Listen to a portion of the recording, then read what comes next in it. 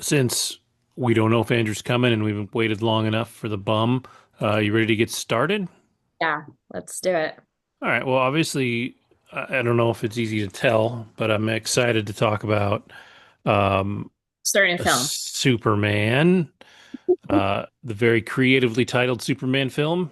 I'm sort of glad they didn't bother, Superman XYZ. They just came out with a name, but um, definitely curious to hear your thoughts as somebody that's not, a huge comic book movie, Marvel, DC person. I'm really curious to see what your thoughts are on it and just get your take, and then I'll be happy to go from there. Yeah, I'm gonna sound very incompetent during this current section, given my lack of knowledge and just probably passion for this movie genre. So excuse me. But yeah, I thought there were some very funny moments. I was nodding off in the beginning. Don't hate me. Don't hate me. To be perfectly honest, it started off kind of slow.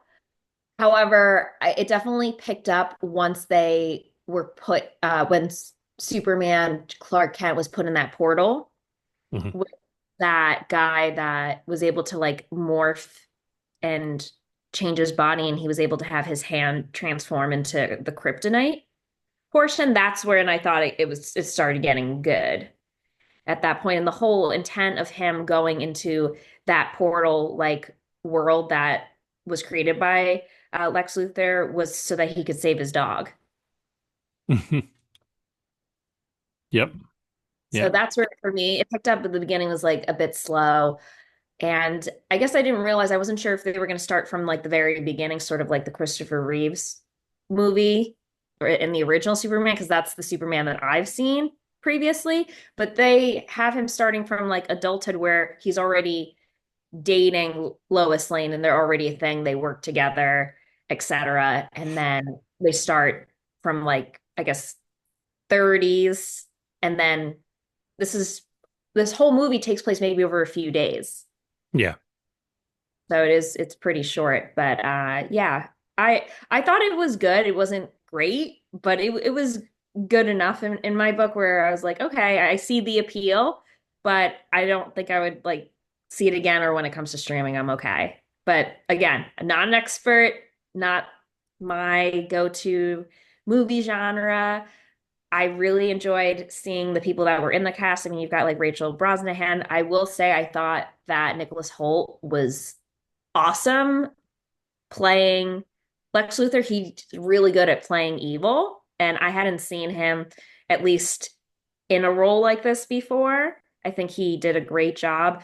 I am not really familiar with David Corswet, who is the new Superman, Clark Kent. Cornswet, I guess that's how you pronounce his name. But yeah, I think he's easy on the eyes, definitely has the physique for it. And I think there's a certain charm to him. And I think it made sense for the role. Granted, again, not an expert, but thought that he did at least a good job. And hopefully, I'm curious what like the DC or comic book community says in terms of his portrayal of Superman, if they're happy with how his portrayal was reflected or if they were providing forms of criticism. But yeah, again, out of my realm. Yeah. I think it's going to be interesting. I think time will tell a little bit on how people genuinely feel about David Cornsweet as Superman. I thought he was fantastic. I thought he was the best film Superman since Christopher Reeve. You could make some arguments that what's his bucket from Superman and Lois, Tyler Hoechlin was Yes. arguably a better Superman, but he's also a more mature Superman, so it's definitely different. Um, but I think I liked this Superman more than I liked Henry Cavill. Snyder fans will go the opposite route no matter what and say that Henry Cavill was better. I am not one to knock Henry Cavill as Superman at all. I thought he was a great Superman. I thought physically he was built to be Superman, although I will say that it didn't really take long to see. corn sweat in the suit for me to think that this guy is also just he's Superman. Like he is a big guy. Like he physically just looks really large and imposing, and but also like what I think makes him the better Superman for me is that he's very gentle. Like he has a very kind of way about him that is important to the character, and it's the thing that for me was missing from the Zack Snyder film and the variations of the character in that universe. I always said that's probably the thing that made me instantly fall in love with Tyler Hoechlin as Superman. When he showed up in Supergirl, the first thing he did was save a little kid from a car. Like he grabs this car and then, he saves the kid and he looks over and gives the kid this big old grin. And like, there's just this joy to the character that I think you have to have, for Superman to really work. And Snyder's was just too dark for that. So, for me in that regard, I think that kind of sets this Superman above where that one was. Um, As for the movie, I know you said you were a little bit late to the movie, so if you didn't see any previews or if the movie had actually started, it does set up that basically for the last 300 years, basically superpowered people have been living on Earth in one way or another. It does this cool thing where it's like 300 years ago, um, it was like metahumans showed up on Earth, blah blah blah. 30 years ago, the most powerful metahuman ever landed on Earth, which is, him as a baby. And then it was like three years ago, he announced himself to the world as Superman. So that kind of establishes that he's already been doing this for 3 years. And then it's like 3 months ago, something, and then 3 days ago they had this big conflict. And then 3 hours ago, he lost his first fight. Right. And so a couple of things that James Gunn really wanted to do with this movie was, and these are things that he has said, and he's going to do with at least the major films in DC. He's not going to waste time on the origin story.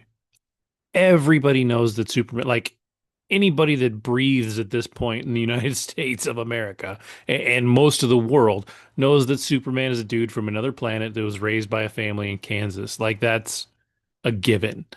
And there's just not really a need to waste time on that story. When they make the Batman story, Batman's parents were murdered. He got a bunch of money and got mad and grew up and became Batman. Like we don't need to be told that part of the story anymore. And I think to be fair, even though it's not part of this specific universe, the patents in Batman skipped over that origin story for the most part. They talked about it a little bit here and there, but they don't waste time on it. They get into the movie instead and go from there. Um, and I think that's fine. I think, like I said, everybody knows that he's an alien. Like we've got the story, so we're good. Um, so after they introduced that, we see, oh, and then the other thing that James Gunn said that was important to him was that Superman can lose. Depending on which version of Superman you read in the comics or see in the movies, he can be just stupid powerful, like just insanely powerful because he's been around for 90 years, give or take, in the comics. I think maybe only 80. I keep forgetting what the origin date was. But a long time. And so in the comics, they kind of keep adding a little bit to him all the time, and to the point where he's just crazy strong. Like in Action Comics #1, the first appearance of Superman, he's just a really strong guy that is bulletproof and can jump real high. He can't even fly yet in the original comic, right? Now he can fly into outer space, not have a problem breathing. Like there's an actual comic book story where he sneezes and accidentally destroys a solar system. Like his powers get ridiculous. So they really tried to ground him here because it's not interesting if he's just invincible, right? If he just can't be hurt, it doesn't make him an interesting character. So they decided that he should be able to be beat up. And so the film opens. You have the scene from the trailer where he lands in the snow. He's all bloodied and bruised. He calls Crypto to save him, and they take him back to the fortress. And he gets the sun rays on him to heal, and immediately goes back out and fights before he's even fully healed. Some fun little notes from that scene, and I should have said earlier, there's going to be spoilers here because I'm not going to be able to control myself and be spoiler free. So if you haven't seen it, you've got an extra week to go see it before Fantastic Four comes out. So definitely see it. There were some great little things in that first scene. So James Gunn is known very much for working with people that he has worked with in the past and people he loves. Um, his obviously, arguably, his most famous three films are the Guardians of the Galaxy films. And so in this very first scene, we get Bradley Cooper as Jor-El, as Superman's dad. He That's is biological father, right? his Just biological father from Krypton. And for anybody that for some reason doesn't know, Bradley Cooper played Rocket Raccoon in Guardians of the Galaxy. Um, then we have all the robots behind him. One of them is voiced by Michael Rooker, who is a huge friend of James Gunn, and he plays Yondu in the Guardians of the Galaxy films. He's been around a ton of other stuff, incredibly talented. And then Palm Clementif, who plays Mantis in the Guardians of the Galaxy films, is also a voice of one of the robots. And then not from the Gun film or not from the Guardians of the Galaxy films, but Alan Tudyk plays robot number four. Alan Tudyk is a phenomenal voice actor, great comedic actor. If I you ever like that. seen, yeah, he's amazing. And he's so good in this. And and it's kind of a bit part. Like he doesn't have a big part. They kind of like he's not as quite like humanish as he is in Rogue One, where he plays K2SO, who's a very, very snarky kind of robot that definitely like you get the feeling that that one has emotions. This one likes to point out that he doesn't have emotions. So it's like, if I had emotions, this would really bother me. So he like understands emotions but doesn't have them. But he's funny. He's funny in a very dry kind of way, and so he's really great. And so after this, he goes back after he's healed up, let's say like to 85%. He goes back and tries to fight this thing again. And as he's fighting this, what do they call him? The butcher of whatever the country is. It's not Bavaria, but it's something like that. All of that's the thing to point out too. DC is committed to using DC countries. So DC Comics is not set in our world where Marvel generally is. I think it was called Baravia or something. Baravia, there you go. Yeah. And then there was another one who I will absolutely butcher, but it's like Or Joran. Anapur. Yeah, Yeah. Joranapur. Anapur. And so these two, you Neighboring know, countries. yeah.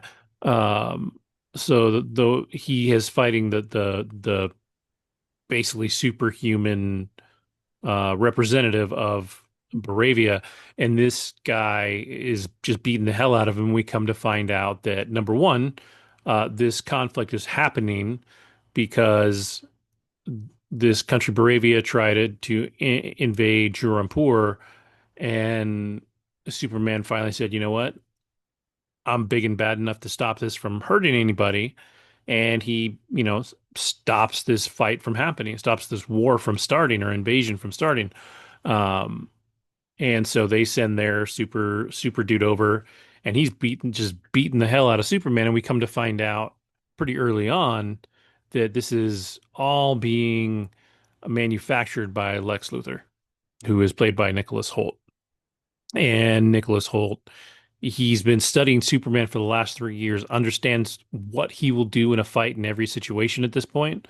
And so he is actively basically telling this super guy how to beat the hell out of Superman. And then once Superman is incapacitated for a second time, they decide that they've done what they need to do here for whatever plan it is that Lex has, and the bad guy takes off and flies away. And we come to find out that when he gets back to meet Lex, he is Lex's creation called Ultraman. We can't see his face; he's all masked up, all this, so we don't see who he is till much later in the movie. Um, and so at this point we get a lot of like story building. So like this was probably my least favorite part of the film. It's the part that you said was a little boring, a little slow. I felt that, and I understand what they were doing. They were creating Lois Lane. They were establishing Clark Kent and his job and all those things, and establishing the backstory for what's going on here as far as the conflict and all of that. Um, There was not I much of a presence of Clark Kent though in the movie. yeah, I agree. I agree. We did not see a lot of Clark Kent. Me and my kids talked about this in the car. That I wish there had been a little more Clark Kent because even though we see him at the Daily Planet, um, he does a really good Clark Kent. Like he makes himself look at least a little like less physically imposing because he dude's like 6'4", 6'5". He's like I think he's the tallest Superman ever. He's huge. And so to be Clark, he wears the jacket and like if you look, the shirt is too big for his neck, which is amazing because he's got a huge neck. He's a big dude. And so like he just looks frumpy and goofy and his hair's all a mess and he's got the glasses. Um, and they talk about it later in the film, and it's sort of it goes really quick. But when we meet Green Lantern, and later when she's talking to Green Lantern, he's talking about how Superman has these glasses, and they're special glasses. They actually confuse you. So when you see him, his face looks different to you than it does when he's not wearing the glasses. And it's like a kind of jokey, kind of blink if you blink and you'll miss it kind of story moment. But it does kind of explain a little bit why it's harder for people to recognize him as Superman. And that's from some comic book story at some point. Like those glasses actually exist in the DC universe. In Whenever Lois Lane knows it's him, so clearly she doesn't have that. She's not under that effect or whatever Mhm. being casted upon others that see him as Clark Kent and then who see him in a different setting as Superman. Right. Right. And in that beginning part of the film, when they first interact with the Daily Planet, the first time we see him at the Daily Planet, um, he kind of has a little like verbal sparring with Lois. Jimmy Olsen's established. The kid that plays Jimmy Olsen, I Skylar Skylar Gisondo, been in is it his quite name. a bit. Yeah, he's been around a lot. Me and my kids laugh because one of our favorite shows to watch as a family is called Psych. It was on USA a while ago. And kind of the running gag became in that show every couple of season or every season, there'd be a new kid that played the main character Sean in flashbacks. So Sean was an adult, but they always showed a little bit of his story as a kid to kind of explain how he is who he is. And Skylar Gisondo was one of the young Seans, and so we totally recognized him as that. Um, Nice. but I know him from Family Vacation that came out okay, before, yeah, yeah, like the yep, one with what's his name? Ed Helms. mm-hmm, mm-hmm, That's how I knew him. He's like super nerdy and yeah. he's pretty funny. He's gotten it's weird because like I when I saw him he was like high school age and now he's almost They- in his 30s. Yeah, so it's just yeah. cool to see him in a very different type of role. But I noticed that they casted people that are more so casted in comedies. Like Beth Mm-hmm. Bennett from SNL was there. Rachel Brosnahan, she's probably not someone I don't know if they would normally cast as a Lois Lane, but here she is in like more of a comedic version of Superman. Like you said, it sounds like James Gunn is someone who has or puts in that comedic edge to his superhero films. So it Yeah, makes well, I think Rachel Brosnahan, she is unique. Well, not unique, but um, in the cast, she is somebody that genuinely can do drama. Like if you've seen The Marvelous Miss Maisel, um, number one, if you haven't seen The Marvelous Miss Maisel, go watch it. She's incredible. The show is fantastic. It's really, really, really good. She is the main character. Like she is the character in Miss Maisel. Um, but she does comedy really well. Like the whole point of her character is she's a what is it, 50s 50s mom housewife who right. decides she's going to give stand-up comedy a shot Mhm. and and does and is incredibly successful at it. And so she obviously has comedy in her, but there's a lot of drama behind that too. And she does a fantastic job at it. You talked, was it last week, the week before, about the play you saw with Being smart. yeah, yeah. She is incredible as a dramatic actress, but she's Yeah. also really funny. So, you know, it's same kind of thing. I like Rachel Brosnahan could easily be like the young version of her career wise. Um, I think Rachel Brosnahan, um, she's still young. She's in her early 30s, I think, and she's got a long way to go. But she can play both sides of that card. So I think she's the perfect pick. And I think just across the board, I'll say right now, across the board for at least for the major characters, for the major parts that they played, this movie was cast perfectly. I think Skylar Gisondo as Jimmy Olsen is fantastic. He's nerdy, but he's like crafty. He's a little smart. He knows how to get information. Uh, in historically, he's been more of a photographer than a reporter, but in this, they kind of moved him into the reporter role because I think, um, you know, in modern newspapers, I don't know that. I mean, we obviously still use photographers, but there's so many other ways to get pictures that I don't know that that's necessarily the role that they threw him in this.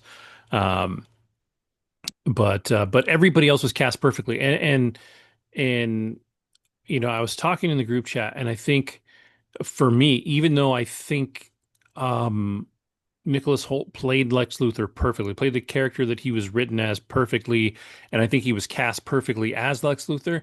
I didn't really like Lex Luthor in this as a character because he was a little too like cartoony, psychotically evil rather than kind of the calculating evil genius. Even though he did that too, he was really just evil, like bad in this. And one of the things that always made Smallville's Lex Luthor the best Lex, and to me is still untouchable to this day, is that he was so human in that. Like especially in the beginning, and granted, we are farther down the line here. But in the beginning of Smallville, he wanted to be a good guy. And you know, he was raised by somebody that wasn't a great guy, and all that. So, you know, he always tried to be a good guy. In the comic books, what really made Lex Luthor always wanted to be rich. He didn't want to destroy the world. He didn't, you know, he wouldn't have been okay with tearing open all of Metropolis and destroying it. Like he didn't hate humanity. He hated Superman and the idea that this guy is so powerful and we have no checks and balances for him should he decide to become evil. And that does drive Lex Luthor a little crazy in the comics for sure, but it just he was just a little too like cartoony insane for me. Like at some point, I feel like he should have been like twisting his mustache. You know, he was just a little too crazy to the point where even when things started to go really bad and his building was about to be destroyed, the his little control tower just popped off and was like a little ship, and I was like, that's so like comic booky cartoony. It's just like almost everything about Lex just didn't work for me, but I still really like Nicholas Hoult as Lex. So there's this weird dichotomy there. And that's probably my biggest gripe about the whole film, is just that bit. So going back to after we have our all our establishing stuff, we do see the tension between Lois and Clark, and when she says, "Okay, I'll interview you," and when she starts to interview him, I think legitimately how she would interview Superman if she didn't know he was Superman. Clark Kent, right? Like if she didn't know who they were, that's exactly how she would have interviewed him. And he gets really frustrated because, he expects her to be a little nicer and a little more for kind of forgiving of things. And she's really not. Like she comes pretty hot at him and he gets kind of offended and leaves and um you know this is where the story we finally almost finished establishing what's going on there. So he goes back out and gets in another fight while Lex is, planning his stuff. And at this point, we finally meet the Justice Gang, which is Guy Gardner's Green Lantern, played by Nathan Fillion, who is fantastic. Again, another character that's perfectly cast. Isabella Merced plays Hawk Girl. She doesn't get a lot of time out of costume, but when she does, she's very snarky and fun. She recently played Dina on The Last of Us. I think she's turning into like the female Pedro Pascal. Like it seems like she is popping up everywhere this summer and into next year. So her career is really taking off. And then Eddie Gathegi as Mr. Terrific was probably the best of the side characters, and Got a lot probably of the time. what's that? Got a lot of screen time. Yeah, he got the most screen time out of them, definitely, and did a great job with it. He's another interesting one because um, he was cast in the older X-Men movies a while Mhm. back, and I can't remember his character's name, and I really should remember it, but um, the he his character was supposed to be like unkillable, invincible, like he can't die, and then they killed him. And he was always so disappointed about that. Like he jokes about it, but you can tell in interviews, like he's like, yeah, I don't. He's like, it's a real bummer, basically. Like he doesn't really like to talk about it, and so he kind of deflects with joking. And so he was really excited to play this part, and I feel like he definitely got some redemption as an actor here, getting to play a superhero that is super. Like he's got a great scene later in the movie when, actually not much later in the movie, after Superman turns himself in to the Department of Justice and gets locked up in Lex's like super prison out. When Lois and Mr. Terrific go to find him, they land on this beach. All the bad guys start swarming them, and he has this great fight scene moment where he takes out this entire camp of people all on his own, and is you really establish him as a great kind of superhero, and that's pretty like I said, it's very redeeming, I think, for the actor in a way that he didn't get before, and so he uh, he does really well in that part. So after we meet the Justice Gang for the first time, they have their kind of a big fight with this thing, and then we find out that Lex has gone to the Fortress of Solitude, stolen this video of Superman's parents that he has always listened to, that says, you're going to be great, you're going to, we're going to send you somewhere that's going to be strong, they're going to need you, blah blah blah. They go through all this stuff, and the rest of the message was damaged when he was sent to Earth. Lex finds a way to restore the message, and we find out that there's a little more to the message that basically says, you'll be the most powerful person there. You can be there. You can rule. Spread the family seed kind of thing. And it's sort of an eerie message that he had never heard. But Lex takes advantage of that message and puts it out to the public, basically showing that, yeah, you can't trust this guy. This guy is here to rule our world. And he, admittedly leaves out the fact that Superman's probably never heard this part of the message because it was damaged, but he puts it out there to the public. The public, arguably too quickly turns on Superman. Like it is pretty quick. That's the thing that I thought was like interesting with the modern interpretation to fit today's society with things like social media and Hmm. how things will be taken out of context and then ultimately cancel culture, which Yeah. is a huge part of this movie as well. Yeah, and it does. My argument isn't that it happened; it's just that it happened so fast. Like it was instant. Like this video was out there, and everybody was like, and I was like, "Oh man." So if I that's probably another like I will definitely say for me this was not a flawless movie. There were certainly flaws in this film. And so that's, probably why I don't think it's as amazing as some other people do. Um, but it was still a really good movie. But so he decides, oh, and when Lex goes to the Fortress of Solitude, we see Crypto the dog attack his people, but then she ultimately um she ultimately the girl, the engineer, um kind of traps him. She puts some of her like electric magic goo around his head and he can't do anything. And so that's the last we see of Crypto. We come to find out um that uh that Crypto is missing at this point. And so that's like you said, that's why the biggest reason he turns himself in is he's like, I gotta go find this dog. And it's kind of this heartwarming thing. She doesn't know he has a dog. Right. And he's like, well, it's not really my dog. I'm taking care of it. And you find out whose dog it is at the end of the movie. Yeah. Yep, yep. And He's so, so loyal to this dog. But then again, the dog is the one who saved him in the beginning when he yeah, gets badly like beaten into the snow and can't move. so one of the reasons Crypto has existed in Superman lore forever. Like he's been around for a long, long time.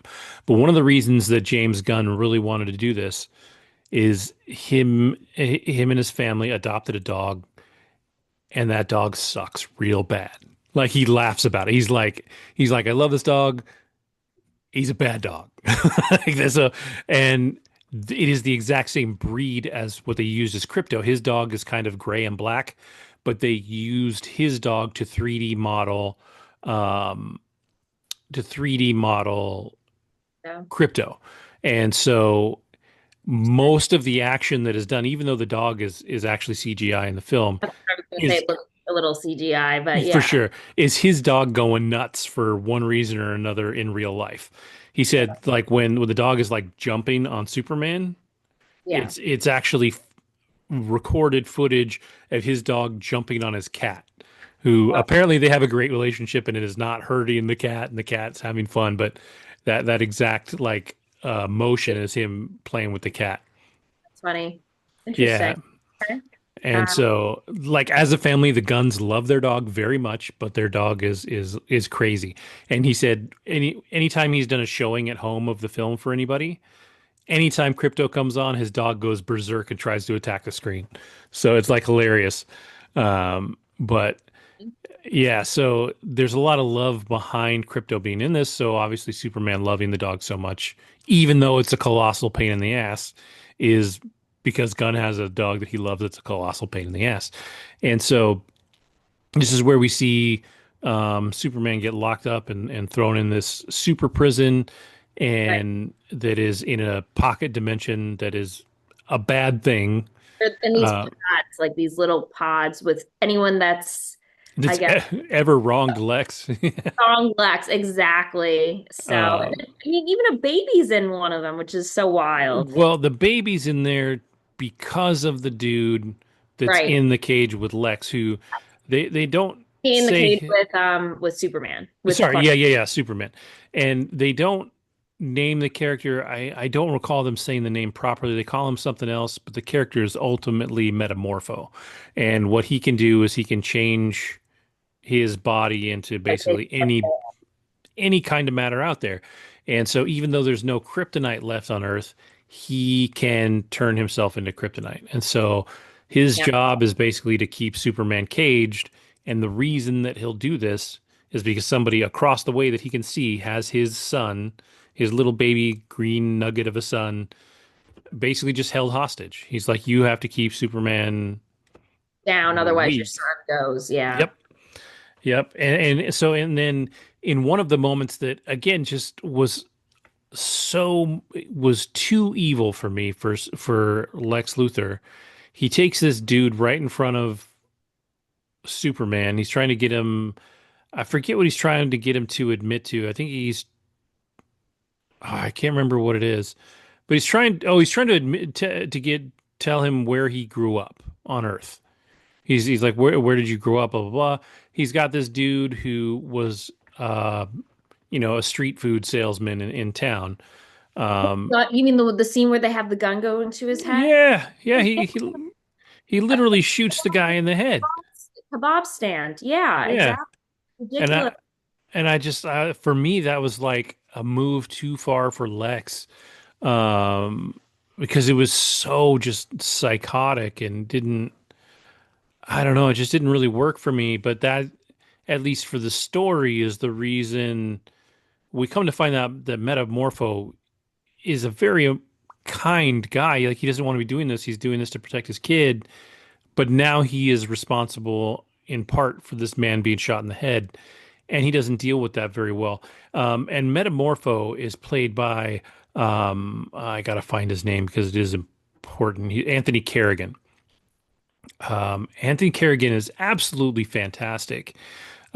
He again is kind of like one of those people that only gets a really tiny part in this, even though his part is important in the scene.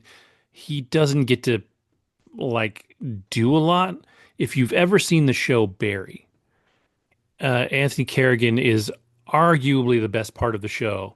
He's like this Eastern European mobster, and he's hilarious, just so funny, but immensely talented, and just kind of used, like I said, it's kind of sparingly in this, like kind of like everybody else, which is fair. I mean, it's Superman, right? Like we should be seeing Superman more than everybody else, but um, he decides that you know he needs he asks Superman, he's like, you said you can get to my son, can you get to my son and save him if I stop doing this? And he says yes, and then he turns off the kryptonite and Superman's still messed up, and he's like, well, I need the sun to power up. And so Metamorpho, he creates all the elements of the sun like in his hand and basically creates a little mini sun to give Superman enough sunlight to power up.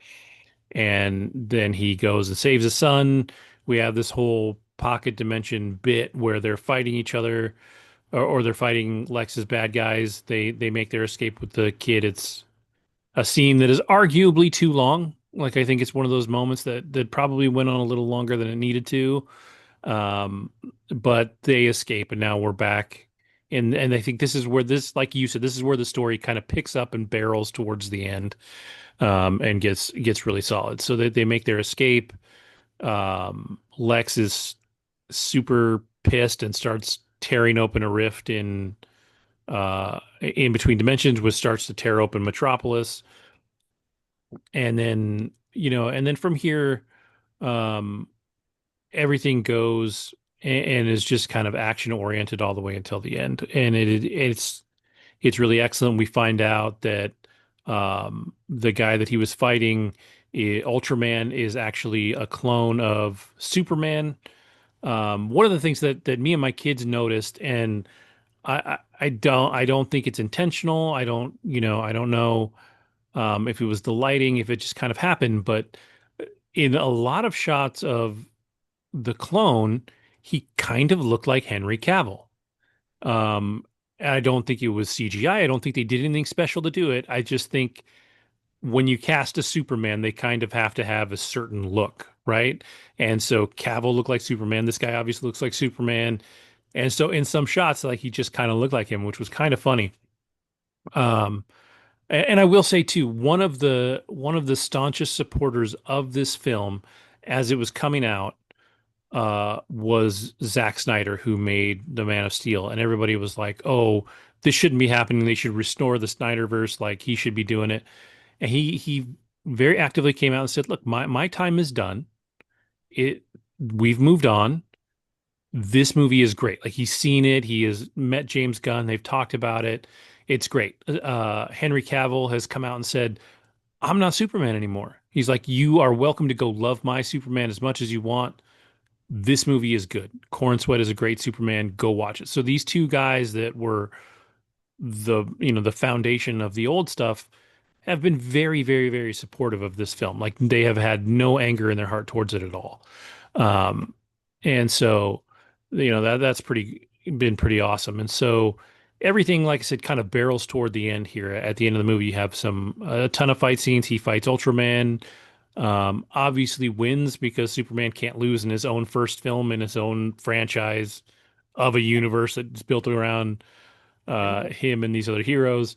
There's some great moments in there with the Justice Gang where uh, Superman can't go back to this Jurampur country and save them because he's trying to save Metropolis and arguably the planet as it's being ripped apart by this That rift rift. that Yeah. yeah. Um, But he brought in reinforcement. Exactly, exactly. And so, a great appearance by Nathan Fillion's Guy Gardner.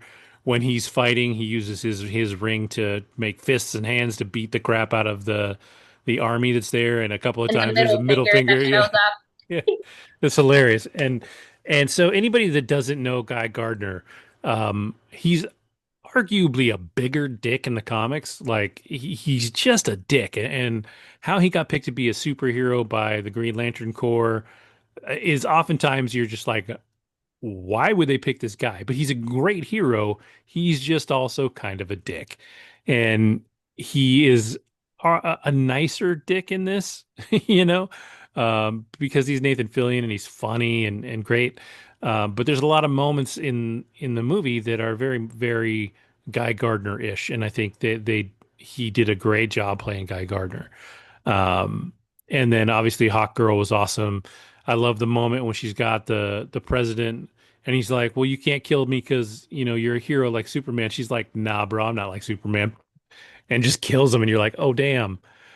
So, Like giving you any mercy. yeah, like probably there's some backlash from that in the future. Like it's probably not a good thing to go out and assassinate a president of any country, whether he did wrong or not, right? So there'll probably be some issues with that down the line in the story if they are smart enough to remember it.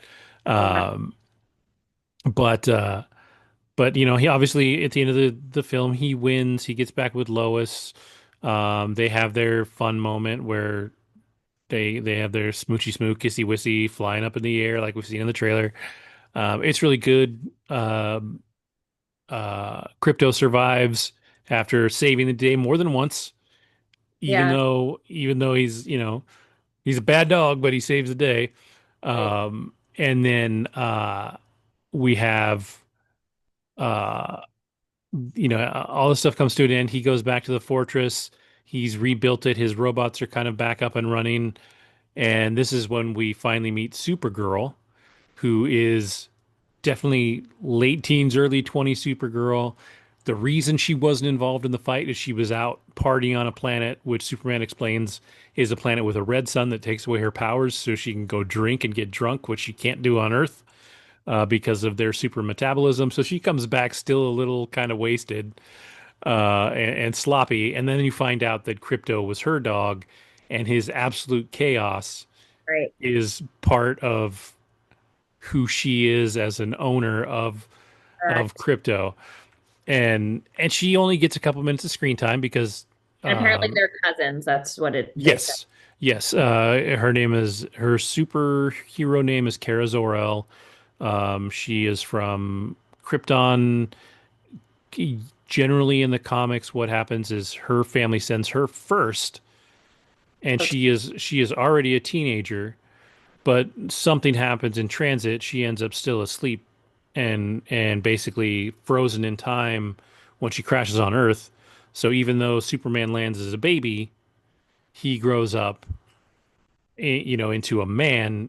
When they finally find her and wake her up, she has been kind of in stasis as a teenager this whole time, but she has a memory of Krypton that he doesn't have. So it'll be interesting to see if that plays out in the new movie or if they do something a little different with her origin story. But her film is actually, I think, the next DC film coming. Okay. Um, so she's going to be out there next year, I think. I think she's already filming. But it was a fun little appearance for her. I think, a lot of people were kind of iffy on whether she could play Supergirl or not because, um, historically, the Supergirls that you've had have had a certain sex appeal to them. If you watch Smallville, Laura Vandervoort was very, very pretty.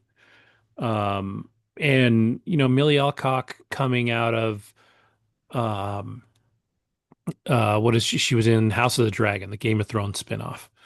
And she wasn't, they didn't really pretty her up in that. Like she wasn't not pretty, but she was very, um, kind of a little grungy and kind of living in this Game of Thrones universe, right? And so people were kind of iffy on her being Supergirl because I forget who the other kind of candidates were that they wanted for the part or that people were kind of fan casting for the part. But I think the more I've seen of her, even before this film, and then because did you watch Sirens? No, she's in Sirens though. Yeah, she's one of the main characters. Um, but I thought she was perfect. I thought she looked really cute as Supergirl. Like I think, she's gonna do great in the part. I know She she only can had a act. small cameo at the end. That's really Yeah. what. Yeah, exactly. It's really an opportunity to set up the next film. And I think one of the things that Marvel has historically set up over time is these post-credit scenes, and they've become so big because of Marvel. And there's two post-credit scenes in this, and I don't think either one of them necessarily matters. Like if you missed them, you're not Yeah, missing anything important. The first one is like 10 seconds maybe of just Crypto and Superman sitting on the moon looking at right. Earth. It's an exact cutout of some of I think it's a scene from All-Star Superman from the comics. So it's an exact shot from the comics. That's all it is. And then the last one is kind of him just kind of poking fun at Mr. Terrific for closing the rift and closing it imperfectly. There's a building where you can see when it closed and healed up, it's actually kind of shifted. It didn't close perfectly, and so he's just kind of giving him shit about that, and that's that. But all in all, like I really did. I really enjoyed the movie. Um, like I said, it had its flaws for me. I think it was a little kind of bloated in the beginning. I can see where it would have been a little sleepy for some people. I think Lex just wasn't quite right for me. But again, I think the casting was perfect. I think some of the people that are James Gunn plants that he puts in all of his stuff weren't necessarily put in the right places. He has a girl named Michaela Hoover that he's very good friends with, and she plays Cat Grant. And I don't like she's really pretty, Michaela Hoover, but I don't think she's a great actress. I haven't really ever seen her in anything where I was like, oh, she's really good.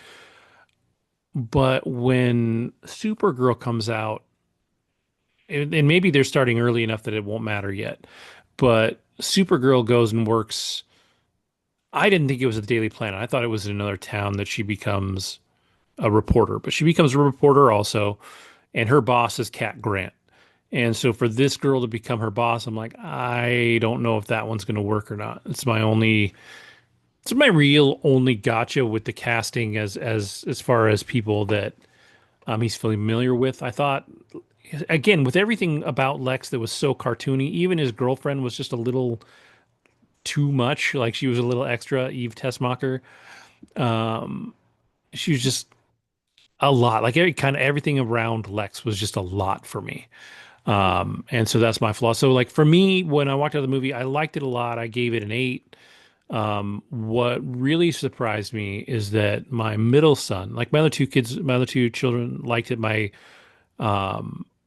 youngest son, who is arguably the best, I don't know, best storyteller, but he's more of the storyteller and story kind of story-minded kid that I have, he gave it a 7.5. It was lower for him for, a lot of the same reasons. My oldest gave it a 9. He's very creative. I think, he's got that mindset too, but I think he's less critical sometimes than my youngest. But my middle, who is grumpy and never satisfied with anything, walked out of that movie. He's like, I loved it. He's like, I absolutely loved it. He was like, it's one of my favorite movies I've seen in a long time. He gave it a 9 out of 10.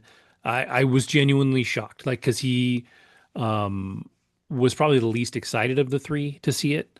And he came away really loving it. And I think that's what ultimately what matters to me too, is that this film is going to reach a lot of a larger audience than Man of Steel could, because I think it is more kid friendly. There's definitely was profanity in it. Like James Gunn didn't hold back on that. There's a lot of shits in this movie. Didn't drop any F bombs that I can remember. Which is probably one of the funniest things. The F bomb has only been dropped, other than Deadpool, in the Marvel universe. It's only been dropped once, and it was in Guardians 3. It's the reason they gave it a PG-13, and he intentionally threw the F bomb in there, and it's hilarious. Like the scene that they worked it into was perfect. But for me, I would have liked just a slightly more mature tone in some places. Like I said, I think Lex was, and his whole bit was a little too cartoony for me. Um, Oh, so you didn't like his portrayal that much? Well, I liked his job acting the part that he was given. I think sure. he played the part that he was given excellent, and I think he's a great casting for Lex Luthor. I just didn't like the Lex that they used. But that is not the fault of Nicholas Hoult. I think he, like I said, he did a great job. I just, he wasn't my favorite part of the movie by a long way. Um, You've seen other versions of Lex Luthor. it's unfortunate, because I've always said that Michael Rosenbaum's Lex Luthor in Smallville is hands down the best Lex Luthor there has been and probably ever will be, because he had the advantage of character development that nobody else will ever get. He played this character for 7 years. He was in most episodes of Smallville. Um, and he existed to be there alongside Clark Kent in the development of Clark into Superman eventually. Like he was a critical part of that show. And you will nobody, even if you played Lex in 4 movies, if you don't develop him a ton, even if you made him half of every movie, you're still not going to develop him as much as he got developed in 7 years of Smallville. It's just not fair. And so you almost have to take him out of the equation to be able um, to work with, comparing other people as Lex Luthor. Um, and like for me, I didn't like Jesse Eisenberg. I think Jesse Eisenberg's a great actor. I didn't like his Lex Luthor in the Snyderverse. And maybe that's part of it too. I felt like this character kind of went a little too far towards that one. And again, I'm like I said in the beginning, I'm somebody that really actually enjoyed Man of Steel. I didn't think it was the best portrayal of Superman, but I thought it was a good movie. I think there were mistakes made in it. Superman kills Zod at the end of it, and that's not like historically something Superman does. Like he really tries to not kill people. And there's a lot of flaws in that movie too. And so what I think the perfect Superman movie is somewhere between these two movies, like a little bit of the heavier world and all that Snyder built, but the joy of Corran Sweat Superman. I think Rachel Brosnahan was perfect as Lois Lane. I loved her Lois Lane. She is probably my favorite cinematic Lois Lane. I do think TV wise, they've done a better job with Lois Lane than in the movies until now. Superman and Lois is About Lois more Lane. time to develop a Lois Lane in a series versus a Yeah, Did she? yeah, kind of the same deal. In Smallville, she came in a little later, but she had Or, five or six seasons to be Lois, and she was a young Lois, so you definitely had a different Lois there than you do here. She was young and spunky and rebelling against her father, who is a as a general. And then in Superman and Lois, she's an even more mature Lois. I mean, they've been married, they have two teenage kids. Like she's older. She's in, her 40s and all that. So, it's still a different Lois Lane than the one that's in this movie. And I've always said that for me, until this movie, I think, um, Erica Durance played the best young Lois, and now I'm completely blanking on her name, but from Superman and Lois, she's the best older Lois. Like she was so good, and they're just two different characters. But I think this Lois was my favorite cinematic one, which is no small feat. I think um, Margot Kidder was a great Lois Lane in the original Superman film. Um, but I do like, and I am partial. I think I've kind of fallen in love with Rachel Brosnahan from Miss Maisel, and so I am biased, I think, a little bit, but I thought she was perfect. So um, that is probably all I have to say on Superman. I gave it an 8 out of 10. I will own it when it comes out. I will watch it again when it comes out. If I had endless time and money, I would probably see it again in the theater. Um, but I do not have either of those things, so I will sit back, save my money, and wait and catch Fantastic Four in a couple weeks. But as far as Superman goes, it's still. I actually think I enjoyed Thunderbolts more than Superman. Um, that's not a knock on Superman because I absolutely loved Thunderbolts.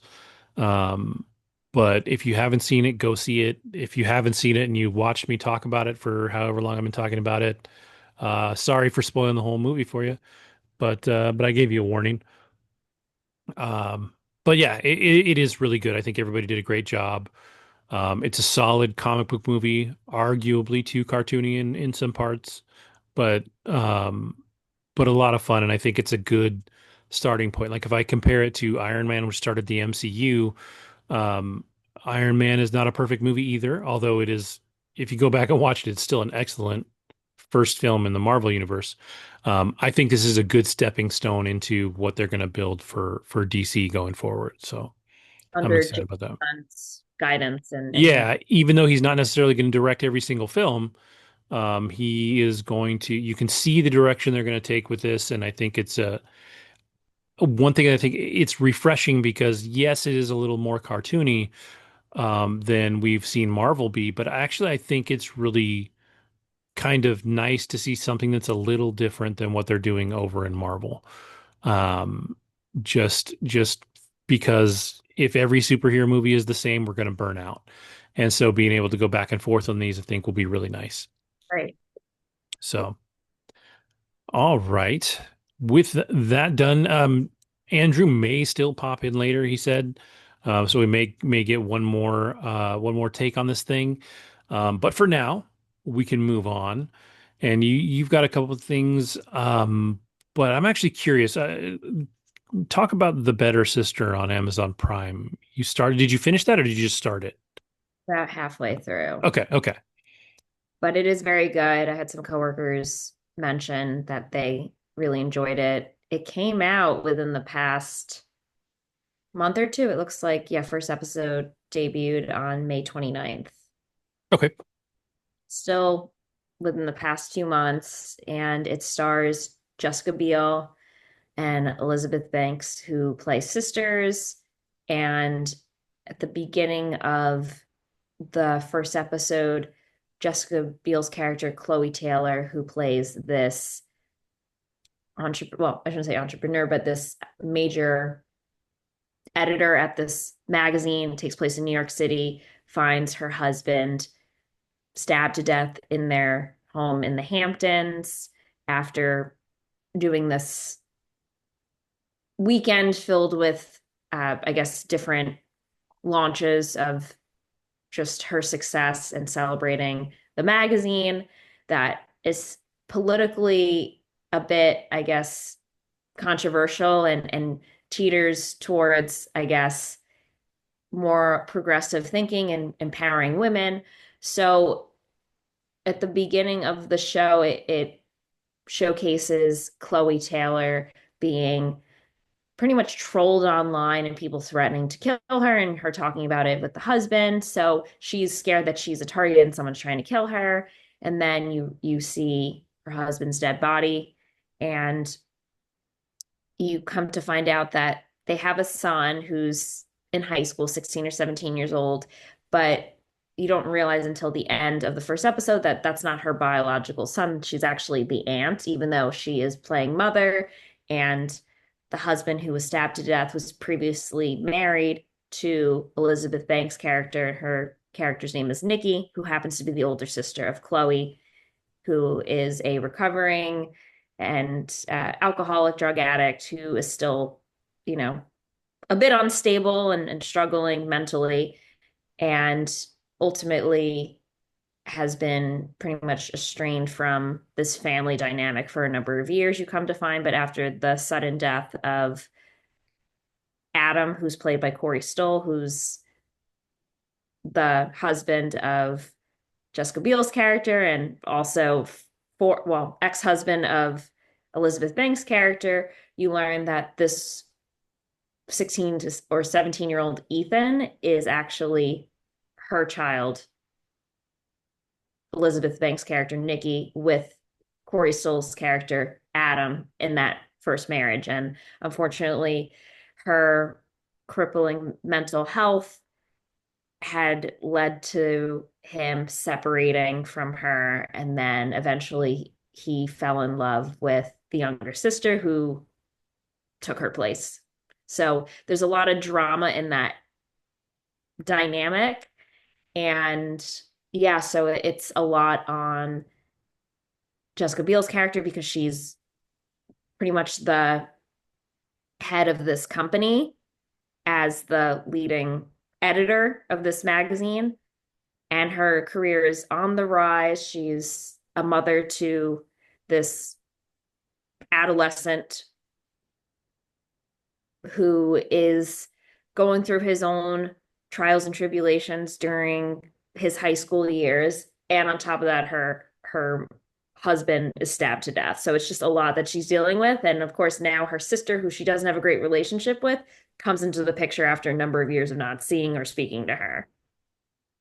So it's definitely fascinating. It's a murder mystery. So you're figuring out who murdered Corey Stoll's character, Adam. Is it potentially the mother, the first mother, the first wife, who's played by Elizabeth Banks? Is it the son? Because you learn, has a lot of issues, or is it the main character or protagonist, Jessica Biel's character, who has been married to Corey Stoll's character, Adam, who is found dead for at least 10, 15 years at that point. But you come to learn like their marriage and wealthy life is not as picture perfect as it seems. But so far, really good. I'm hopefully gonna finish it, if not tomorrow, then Monday. Yeah, I'm looking at it just on IMDb and looks like it's a 7.0 as a series. Um Mhm. but like every episode's like 7, 7.1, 7.2. So it looks like Yeah. it's doing rated pretty well. It's not like mind-blowingly high, but it's also not low enough that you're like, oh, this might not be okay. Like for me, a 7 is a solid rating for most things that I expect to be entertaining. What's kind of funny is in my head, I wouldn't picture these two as sisters. But I'm looking at pictures of them next to each other, and I can totally see it. It's actually a really good like physical casting. And then the rest of the cast, besides those three and Corey Stoll, is pretty great. Kim Dickens, I love. She plays Nancy Guidry in this. Kim Dickens, she's in a couple episodes of Lost. And I kind of didn't like her in that. She showed up. I think she showed up in the original Walking Dead before spinning off into the Fear of the Walking Dead. And I remember not liking her at first, and then something clicked, and I totally fell in love with her there. So I really love Kim Dickens, Matthew Modine, Gloria Reuben's been around for a long time. I think she might have been on ER for a while. And then the I guess the character's name is Dorman Artie. But he is the actor was one of the guards on Orange is the New Black. And I really like him as an actor too. So it's got a pretty solid cast. Yeah, Who do you know who created or wrote the show? Anybody significant? Or is it based on anything? that's a good question. I don't know if it's based on a book or Book not. or whatever. I feel like it could have been a book. Just based on what I'm reading right now, or what I'm reading, what I've gathered from just watching the first couple of episodes. This is a classic. Let's see how. Based on a book of the same title by Alistair Burke, released in 2019. Oh, okay, so pretty Okay. new. Yeah, yeah, which that kind of makes sense. From looking at, the pictures and kind of the story, it feels like something that's probably more modern. Mhm. So yeah, 2019 isn't too long ago. But yeah, that sounds really interesting and like I said, I love the cast, so I'll probably try and give it a shot. Yeah, If I can find the time. I've been terrible about watching stuff this last week. yeah, no, I think you specifically would really like it. It's fascinating, and yeah, I think having it in New York City, I mean, there's certain spots that they've shot. I'm like, I was just there the other day, or in my own neighborhood, so it's cool to see that. But yeah, I recommend. I'm enjoying it so far. It's going by pretty quickly, so I shall most likely finish in the next 2 days. Awesome. Awesome. Yeah, I'll try and watch it and see if I can get it watched before next week so we can talk about it a little bit, the end of it. Um, so okay, well, speaking of how little I've been able to watch, I really didn't watch much. I knew I was watching Superman, so I didn't feel too bad about it. And obviously I couldn't shut up about it, so that took a lot of time. But I did finish Ironheart, which I talked about a couple weeks back. Definitely took me a while to get there. I don't have a ton to say about it that I didn't already say, but I will say that it ended well.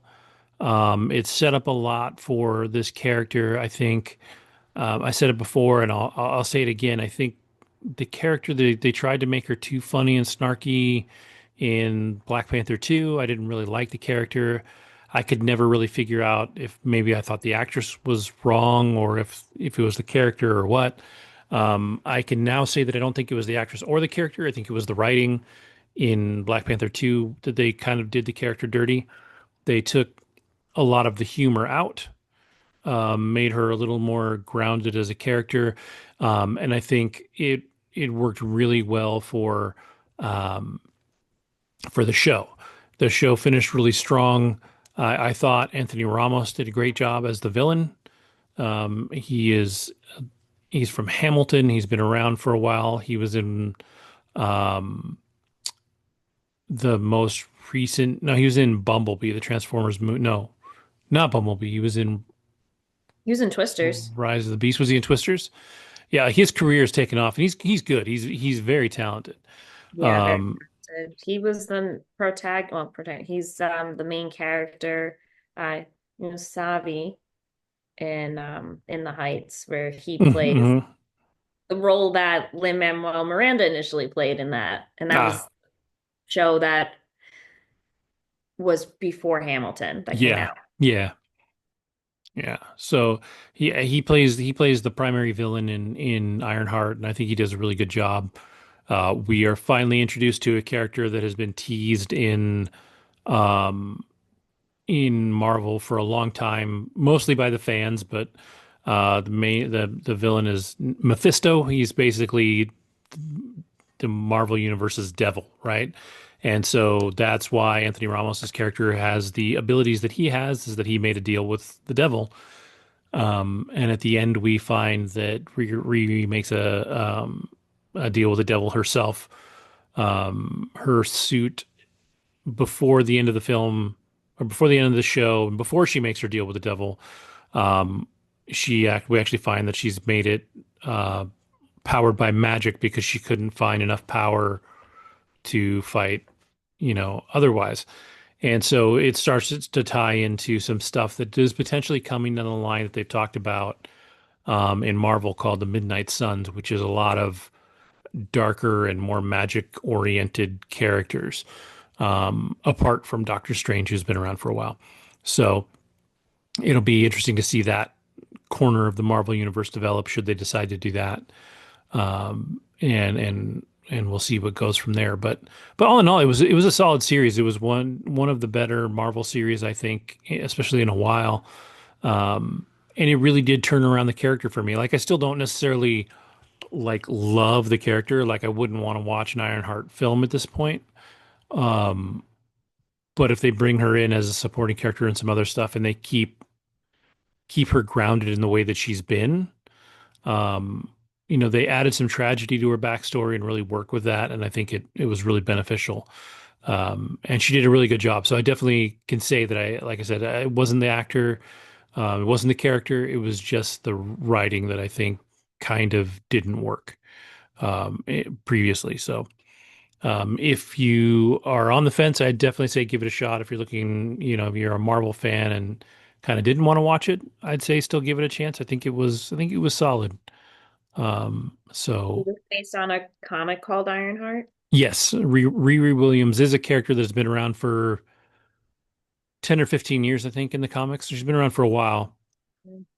And so they've, she's got some history, so they've got some stuff to play with, and I think it'll be interesting to see that pan out if they decide to go that way. So, or if you're ready, we can talk about Gerald's game, which you said you watched, Yes. which So you influenced me, Kevin, to watch more of Stephen King content. So this came up a couple weeks ago after I saw Life of Chuck, and I had seen a preview for this film, I don't know, within the past year, and I've been intrigued and wanting to see it, and knowing that I was reactivating my Netflix account for Squid Game season three, I added this to my list as well. So I watched this on Sunday or Monday night earlier this week, put it on, and I honestly thought it was going to be better than it was, but it was definitely interesting because I mean it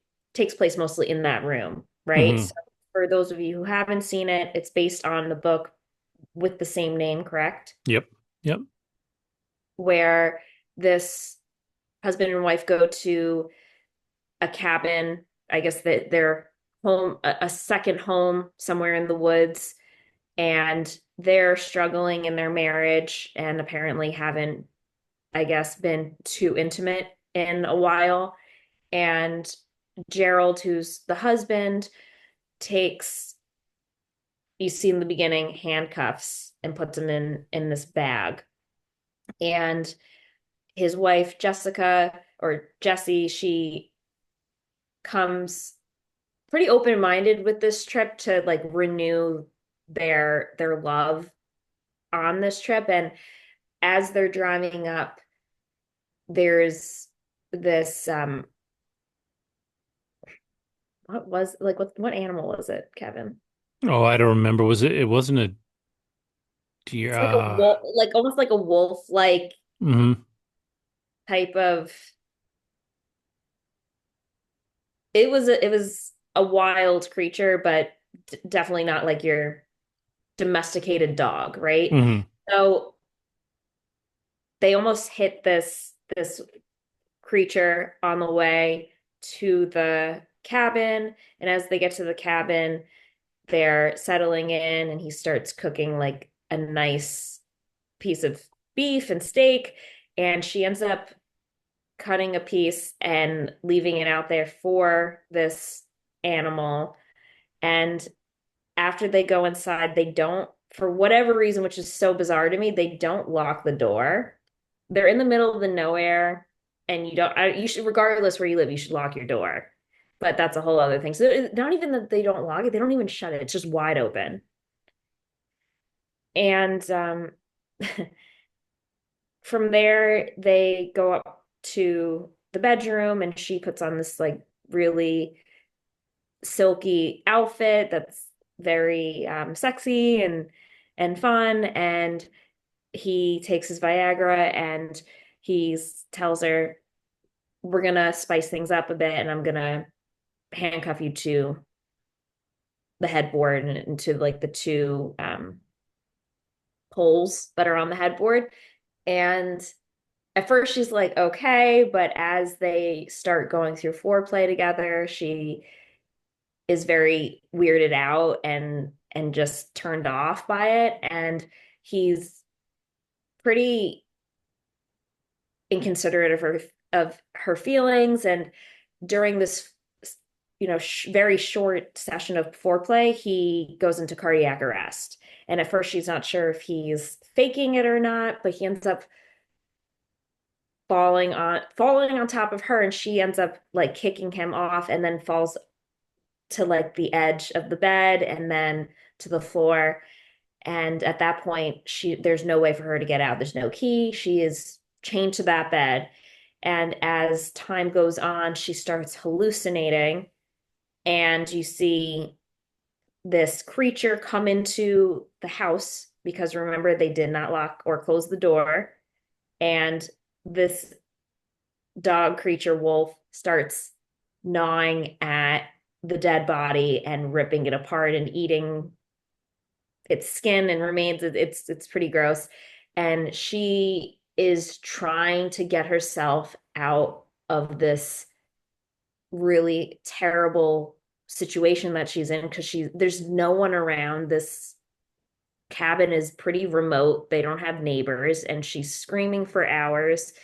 And as she's there, she not only goes through these hallucinations, but she also is transported to her past. And she had a very traumatic childhood, which includes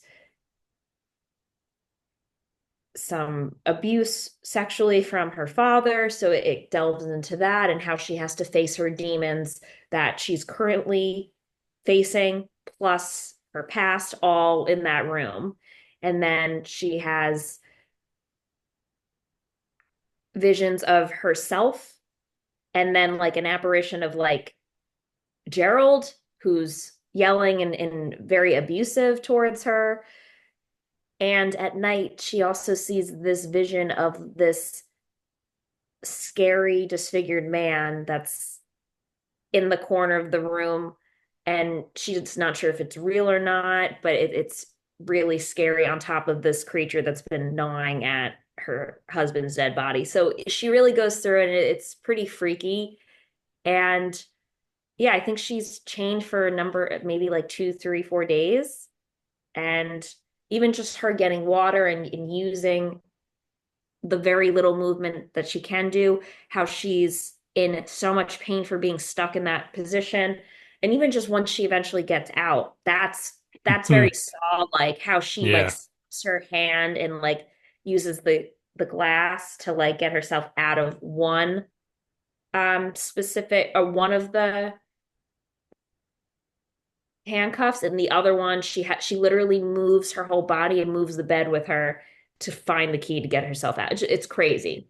But yeah, you don't know if she's going to die there, or just if her thoughts are going to get the best of her, because at that point, like, she's dehydrated, she's mentally not okay, she has no food in her body.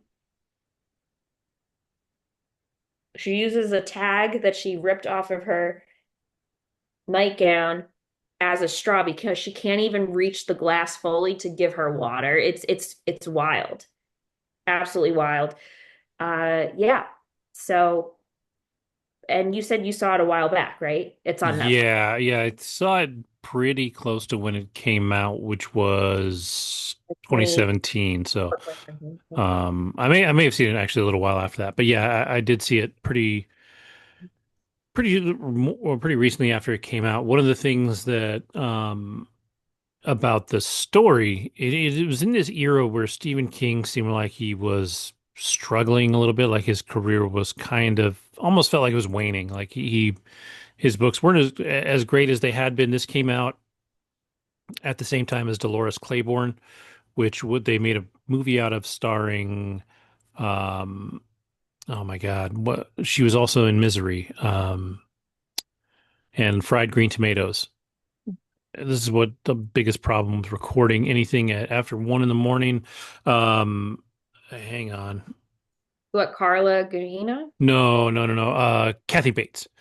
Kathy Bates. So Dolores Claiborne takes place during the same eclipse as the eclipse that happens in Oh, her childhood.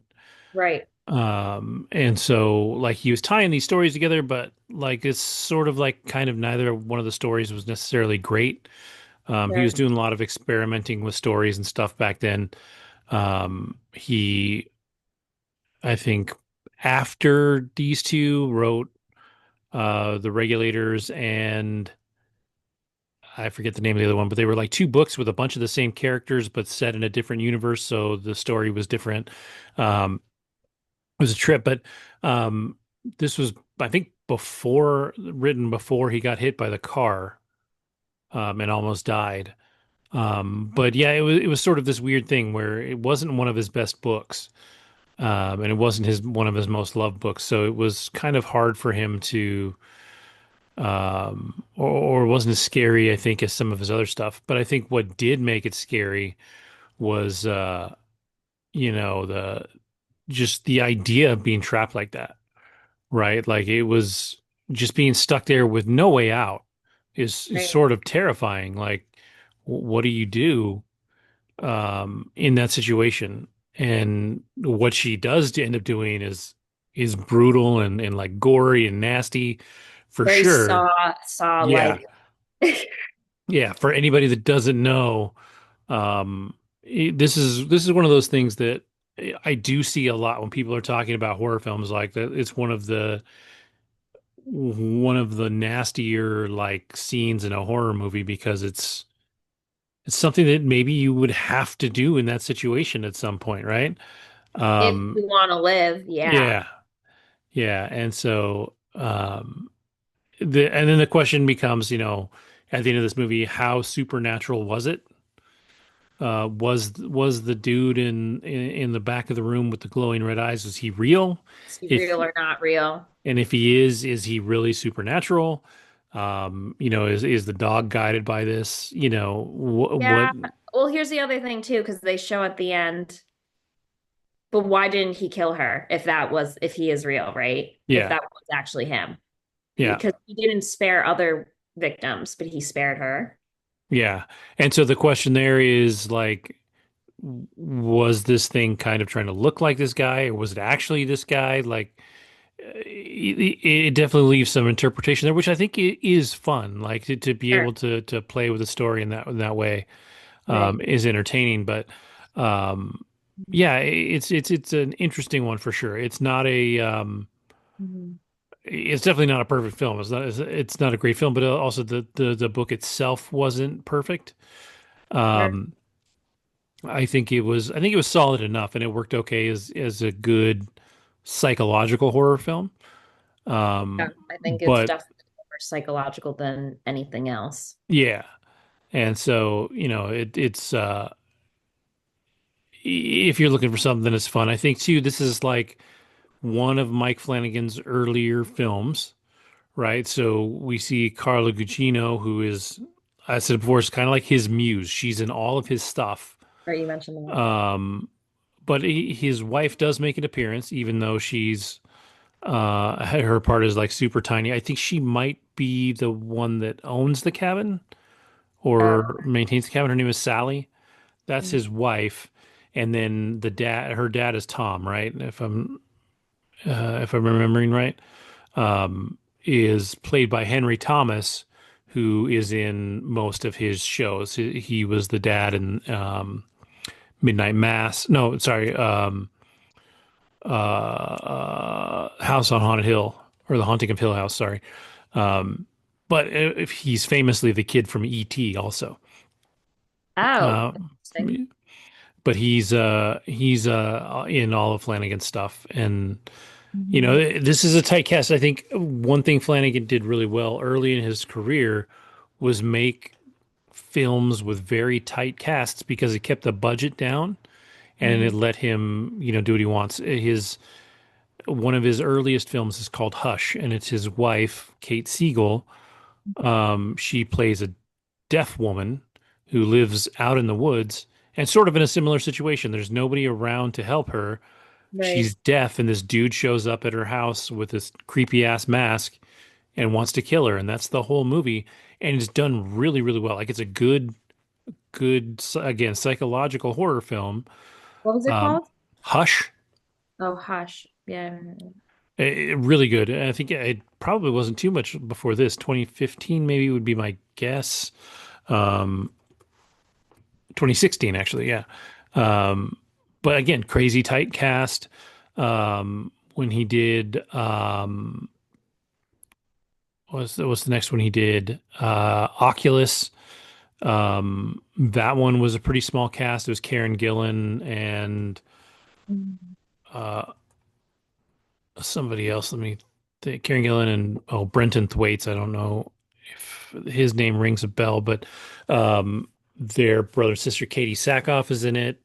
But again, it's a pretty small cast and takes place in sort of a tight location. Hush was especially unique, and actually Gerald's came closer to it. But Hush literally all took place in a house. Like they rented a house, filmed Yeah. this entire movie there. It Yeah. wasn't done on a set. They didn't spend money there. Like it was him and his wife making it, so they didn't spend a lot of money on acting. Um, Sure. but it was a great way for him to kind of showcase his talents and build this career. I mean, he's obviously done huge things since Life of Chuck. You've got great actors. His whole Haunting series, and then Midnight Mass, and the other ones um, uh, were big budget stuff done through Netflix. He did Right. Doctor Sleep, which is the sequel to The Shining. So, he's definitely has branched out a lot, um, and done a fantastic job. I think The Shining is where or sorry, Doctor Sleep is where he met Ewan McGregor, who he's done some stuff with since, I think. Um, but you can tell actually, just like James Gunn who did Superman, he works with these people. These people really love him. We saw that with James Gunn. James Gunn got in trouble after Guardians 2 over some tweets that he made when he was much younger in his career, and Marvel actually fired him because of them. They were insensitive and a little crazy. I think there was a tasteless joke about pedophilia or something. Like he got himself in trouble.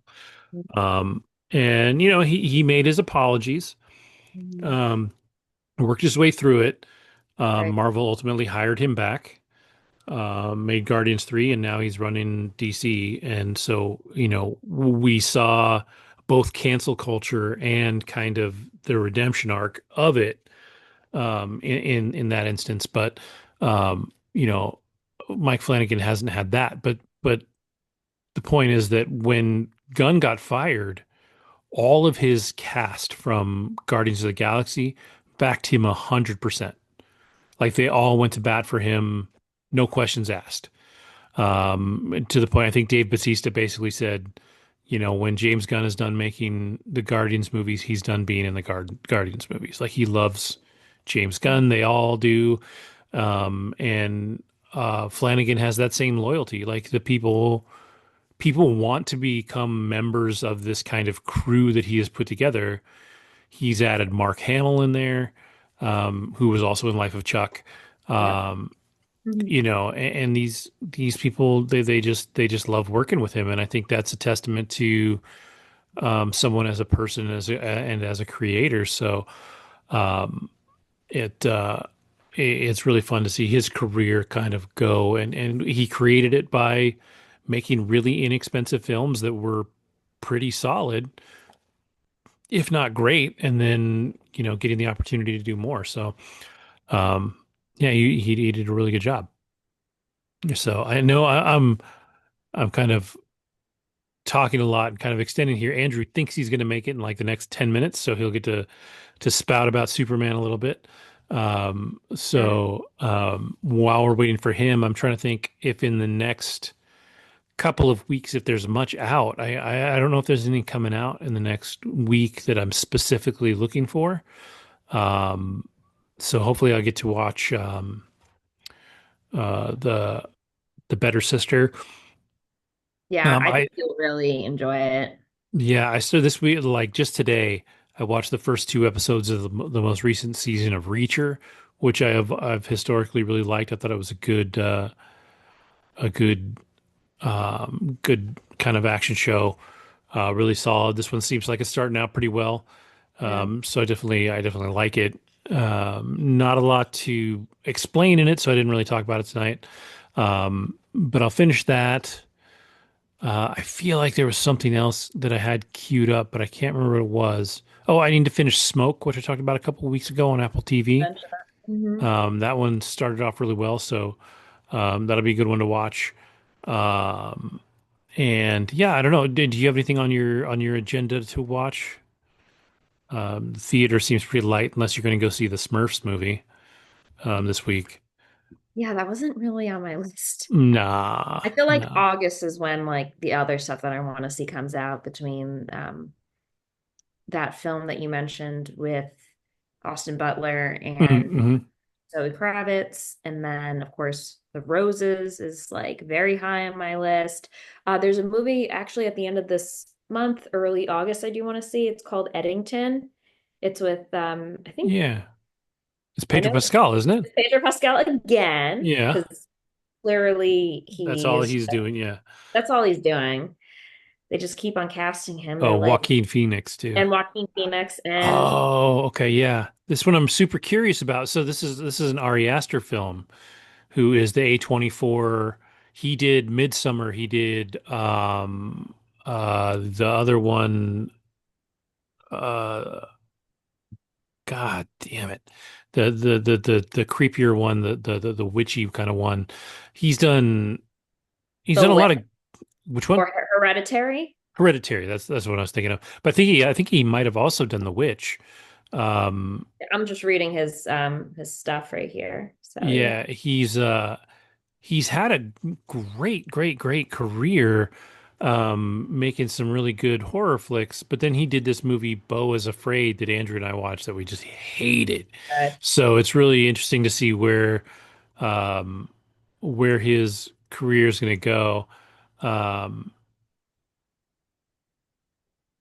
oh, interesting. He actually did a film called Beau a while back that almost sounds like it's like what led him to make Beau is Afraid. It's kind of the same bit of craziness, but it actually sounds like, oh, it's a 7 minute short. So actually, I bet that's where he got the inspiration to make Beau is Afraid. But Beau is Afraid was weird. Like Andrew and I were like, yeah, it just wasn't good, and we expected something great out of him after Hereditary and Midsummer. Um, so it'll be interesting to see if this one's good or not. I don't know how it's already been initially reviewed, but it's only got 5.9 out of 10. So we'll see. Oh, this this isn't supposed to be like a thriller. This is more of like it's like a modern Western almost. modern Western, but it takes place like during COVID era, and it might be. I don't know if it's based on a true story or not. Yeah, I can't tell. I guess it's No, it's not based on a true story. Inspired by real world events and tension. Okay, so basically, it's a standoff between like the sheriff of the town and the mayor. okay. Yeah, this actually releases next week. It comes out on July 18th, according to Okay. this. I knew it was at the end of this month or early July, Yeah. excuse me, early August, but yeah, it's S- on there for me Yeah, too. so you got Joaquin Phoenix, Emma Stone, Pedro Austin Butler. Pascal, Austin Butler, Luke Grimes. Yeah, not a bad cast at all. Yeah. It's just a question of like you start to if this isn't good, you start to wonder if Hereditary and Midsummer were they the fluke or are these movies the fluke? Like where's the real Ari Aster if this one actually isn't great, right? Like you start to wonder. Um, but it'll be really interesting to see um if this one does well. I Right. think again, you look at the cast and you're like, it has to be good, right? But then Joaquin Phoenix was in Beau is Afraid and it wasn't great. So Yeah. But yeah, I'm trying to think. I don't know of much that's coming out as far as movies go for the rest of the year up until like October. I know Wicked's coming then. Yeah, that's gonna be Um, some. and they haven't released a real trailer for that. One thing that's been showing in the theaters, the last two movies that I've seen, is the teaser for Odyssey or The Oh, Odyssey. yes, yes, I did see that. Hmm. That's going to be incredible. Like it's got a hell of a cast, just an insane cast. It's Christopher Nolan, so you know it's going to be Top notch. solid. He's filming it for IMAX. He's going really big with the visuals.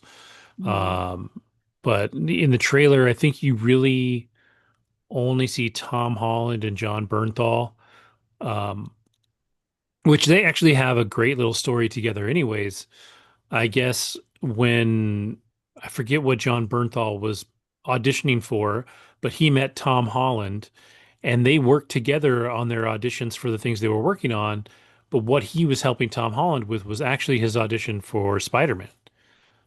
So we wouldn't have Tom Holland, as kind of as big of a name if he wasn't working with Sure. John Bernthal. So, but the little bits of Tom Holland that I've seen in the teaser for Odyssey, he looks great. John Bernthal looks great. I forget what the whole cast is, but I mean, it's stacked. I know that um, uh, Zendaya's in it. Uh, Charlize Theron, Anne Hathaway, Matt Damon. Oh, Matt Damon plays Odysseus. Okay. Tom Holland, Robert Pattinson, Mia Goth, like John Yeah, Leguizamo, Elliot it's Page. I mean, it's insane. Samantha Morton, nice like cast. Lupita Nyong'o, the list goes on and on and on. Like it's a hell of a cast. So, Mhm. and again, like I said, being directed by Christopher Nolan sure makes it adds a lot of hype. And this is about almost exactly a year away at this point. It comes out 7/17/26. Um, and I think it'll be pretty impressive. So Sure, it will be like the summer movie of the year, or at yeah, least yeah, I think people will be, it'll be highly, highly anticipated. next Um, weekend. I don't know if I'm. I know you and Andrew probably want to see it, but the Fantastic Four that's movie. 2 weeks, two Oh, two weeks. weeks. You think 2 weeks? Yeah. Yeah. I'm going to buy my tickets for that in the next day or two. Definitely excited about that one. Mhm. Um, I actually have kind of avoided trailers and stuff. Like I knew I wanted to see it, so I wasn't bothering too much with trailers. I don't need to know kind of what happens in it before I see it.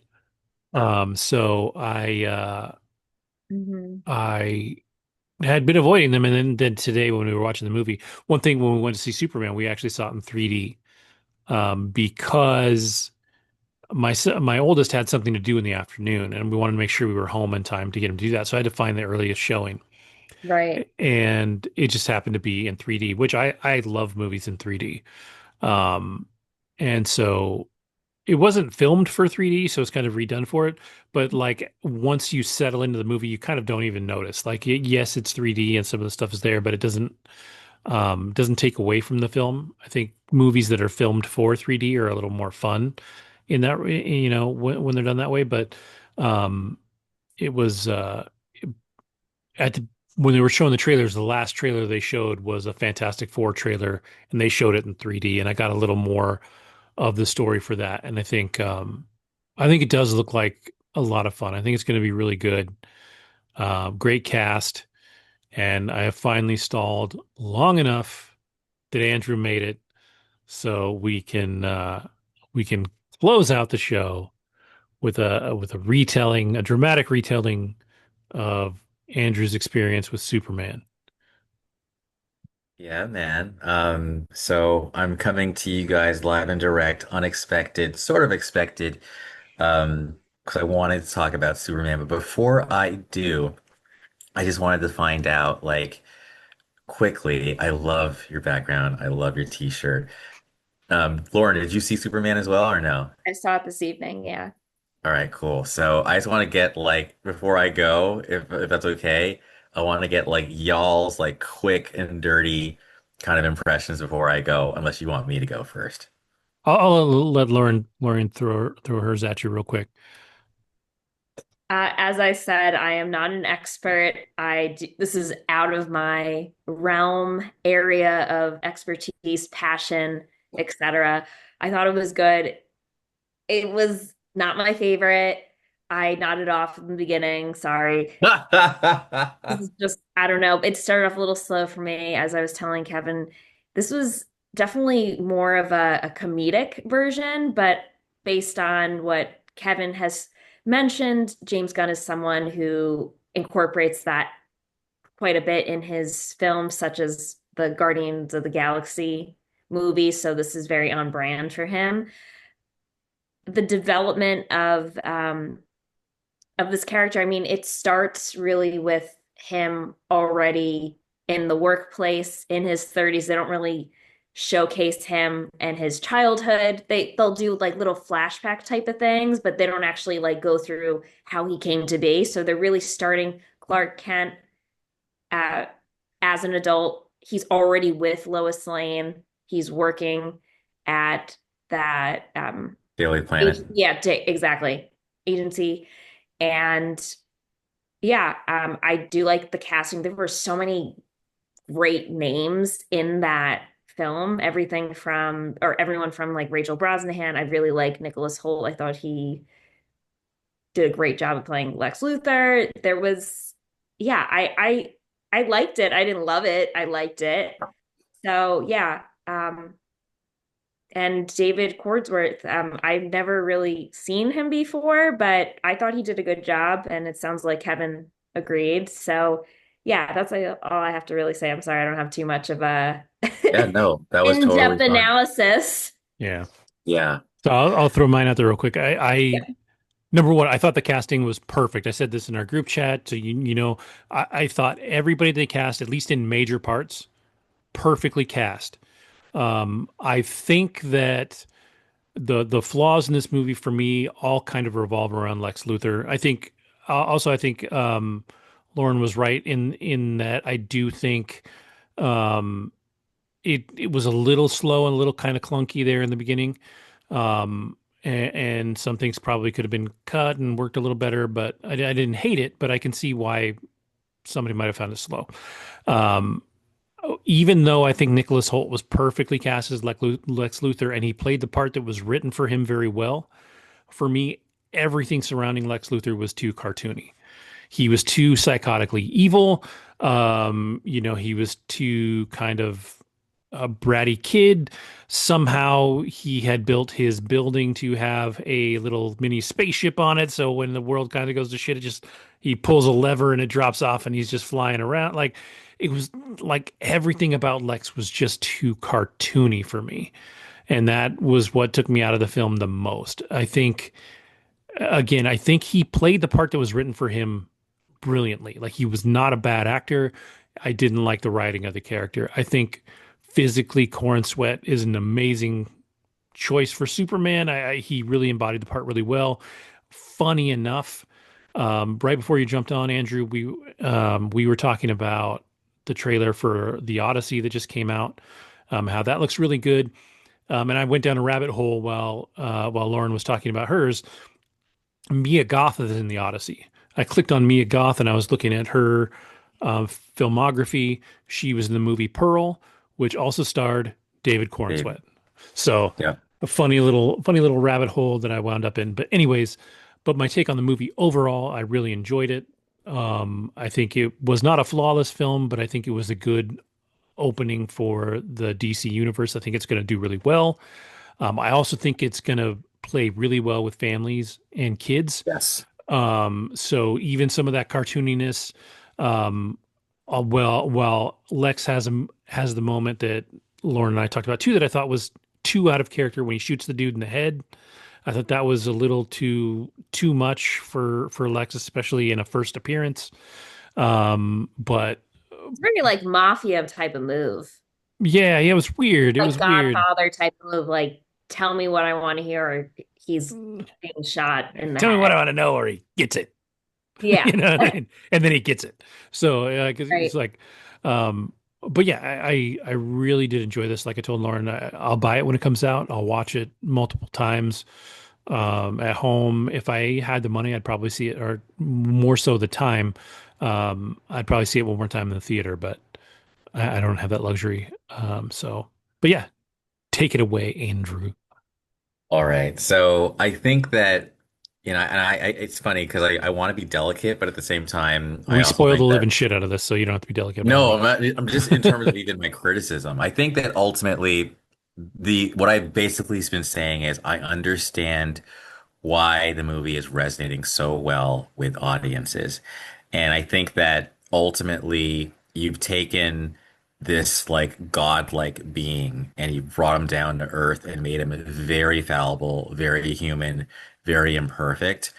And I also felt like this was a very kind of personal film for James Gunn. So much so I actually felt like sometimes there were lines where David Corenswet as Superman was parroting James Gunn's own personal philosophies, like that's the real punk rock, like being able to be super nice and kind and believe in people. And I think there was like three message moments. I can't remember all three, but I know the second message moment I remember was when the dad's like, yeah, parents aren't there to turn you to whoever you're supposed to be. We give you the tools to do whatever you want, mess up, but like, it's your choices that make who you are. Um, I feel like the film was very, for me, not complex. I felt it was very accessible. And that's not what I go for just as a person. But that said, I think David Corenswet nailed Superman. I think everything from his voice, from going between Clark to Superman, I think the pathos of his relationship with Lois, who was also, I think, perfect as Lois Lane, that the fighting, even how, I mean, he's an ESFJ dude, and ESFJs are not the most like cerebral people out there. They're pretty simple. They're extroverted. They're not that like deep. They're gigantic feelers, and the J makes their moral compass unbreakable. It's like they literally are like, this is who I am, and I don't care what you say about this unilateral world decision. People were going to die, so I had to do something. Again, a guy like Batman could probably mental jujitsu circles around the guy, but whatever. This is Superman, and you've got to make him relatable. I agree. It's totally a family movie. There was cursing for sure. Hmm. But I think overall, I felt like, and when I think about family movies, I think of Lex being Syndrome from The Invincibles. Like that's who he was. He was literally just this jealous guy who couldn't stand that a guy who just showed up 3 years ago becomes like the focal point of the world and he's jealous of him. That is nuts. That is ludicrous. I did like how Nicholas Hoult did also say, I didn't think that was going to happen so quick when he literally shot the Yeah, guy in the yeah. second round. That to me was kind of like showing how nutty the guy really was and his freakouts.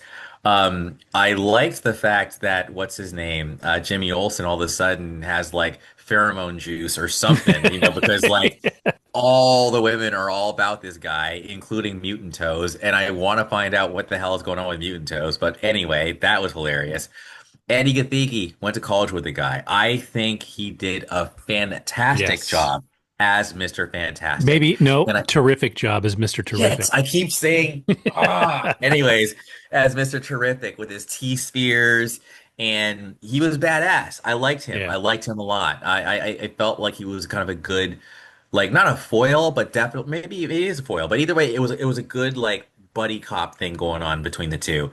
I felt like my girl, what's her name, man? Dina. Anyway, Oh yeah, my yeah. Isabella girl, Merced.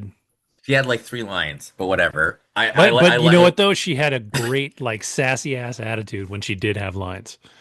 Like she yes. was great. So I liked her, and I like that last scene too. Like when she's like, "I'm not like Superman." I'm like, "Yes, that's what I'm talking about." Guy Gardner, hilarious, Yep. hilarious. I Perfect. actually I liked him. Perfect. Nathan Fillion delivered.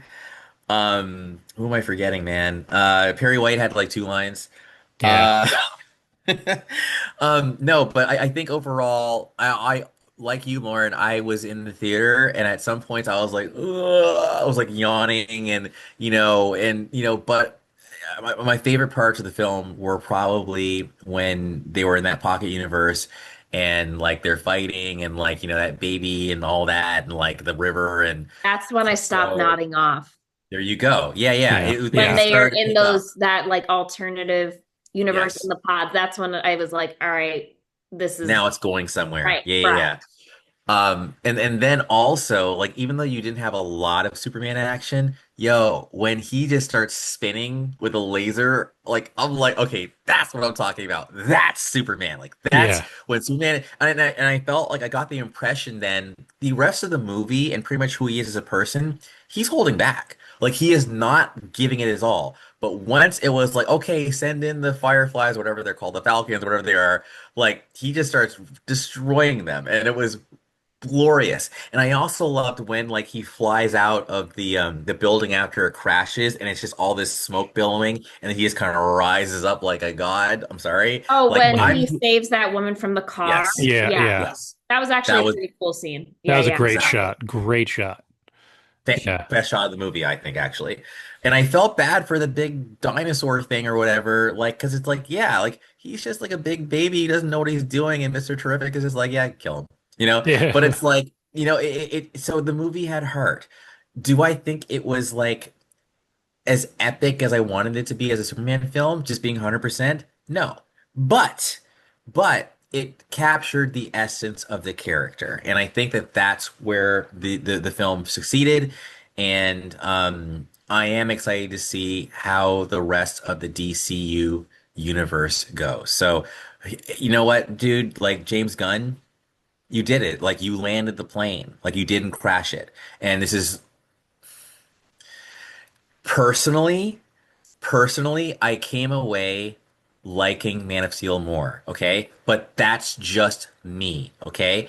I can say though, ultimately, for probably most Superman fans who love Superman, they're gonna pick this film over Man of Steel, and I totally am okay with that. So yeah. I that's my um I had a little interaction with Hockey, so shout out to Hockey on Facebook, and um you know I said I think the perfect Superman movie is somewhere in between those two films, somewhere in between this and Man of Steel. Man of Steel, they didn't get Superman right. The movie itself was good, like it's a good movie. Arguably one of Snyder's best movies, where he's a little more reined in and controls himself. yes, And I think they got Superman wrong fundamentally. I think there's a lot of issues with that. This movie has a lot of issues fundamentally in other as a places, film, yeah, and I think I don't think it needs to be as dark or as heavy as Man of Steel, but there's some groundedness that Man of Steel has that this movie could have used. Um, I think I think Man of Steel is a better movie. This is a better Superman. Like yes, I that's totally my agree.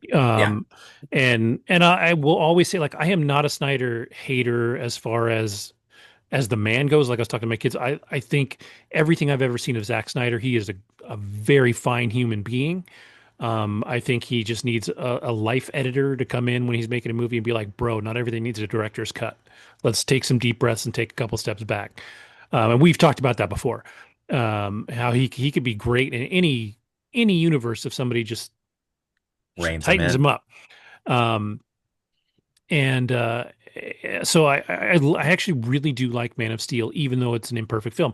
I really like this movie, even though it's an imperfect film. Um, so like I said, somewhere in between those two films is the perfect Superman movie. And I hope, and I really like too that, and I said this to Lauren, I really like that both Zack Snyder and Henry Cavill have been big Yes, supporters of this film, and I think that's a big deal. That shows a lot of grace and also belief just in the character and the world. And um, I think, like you said, Gunn's done a good job. One of the things that I think really shocked me about this film, though, is when I came out of the movie with my kids. Um, my oldest really liked it. My youngest was like, it's a 7.5. Like, he understood the flaws and liked it, but didn't like love it.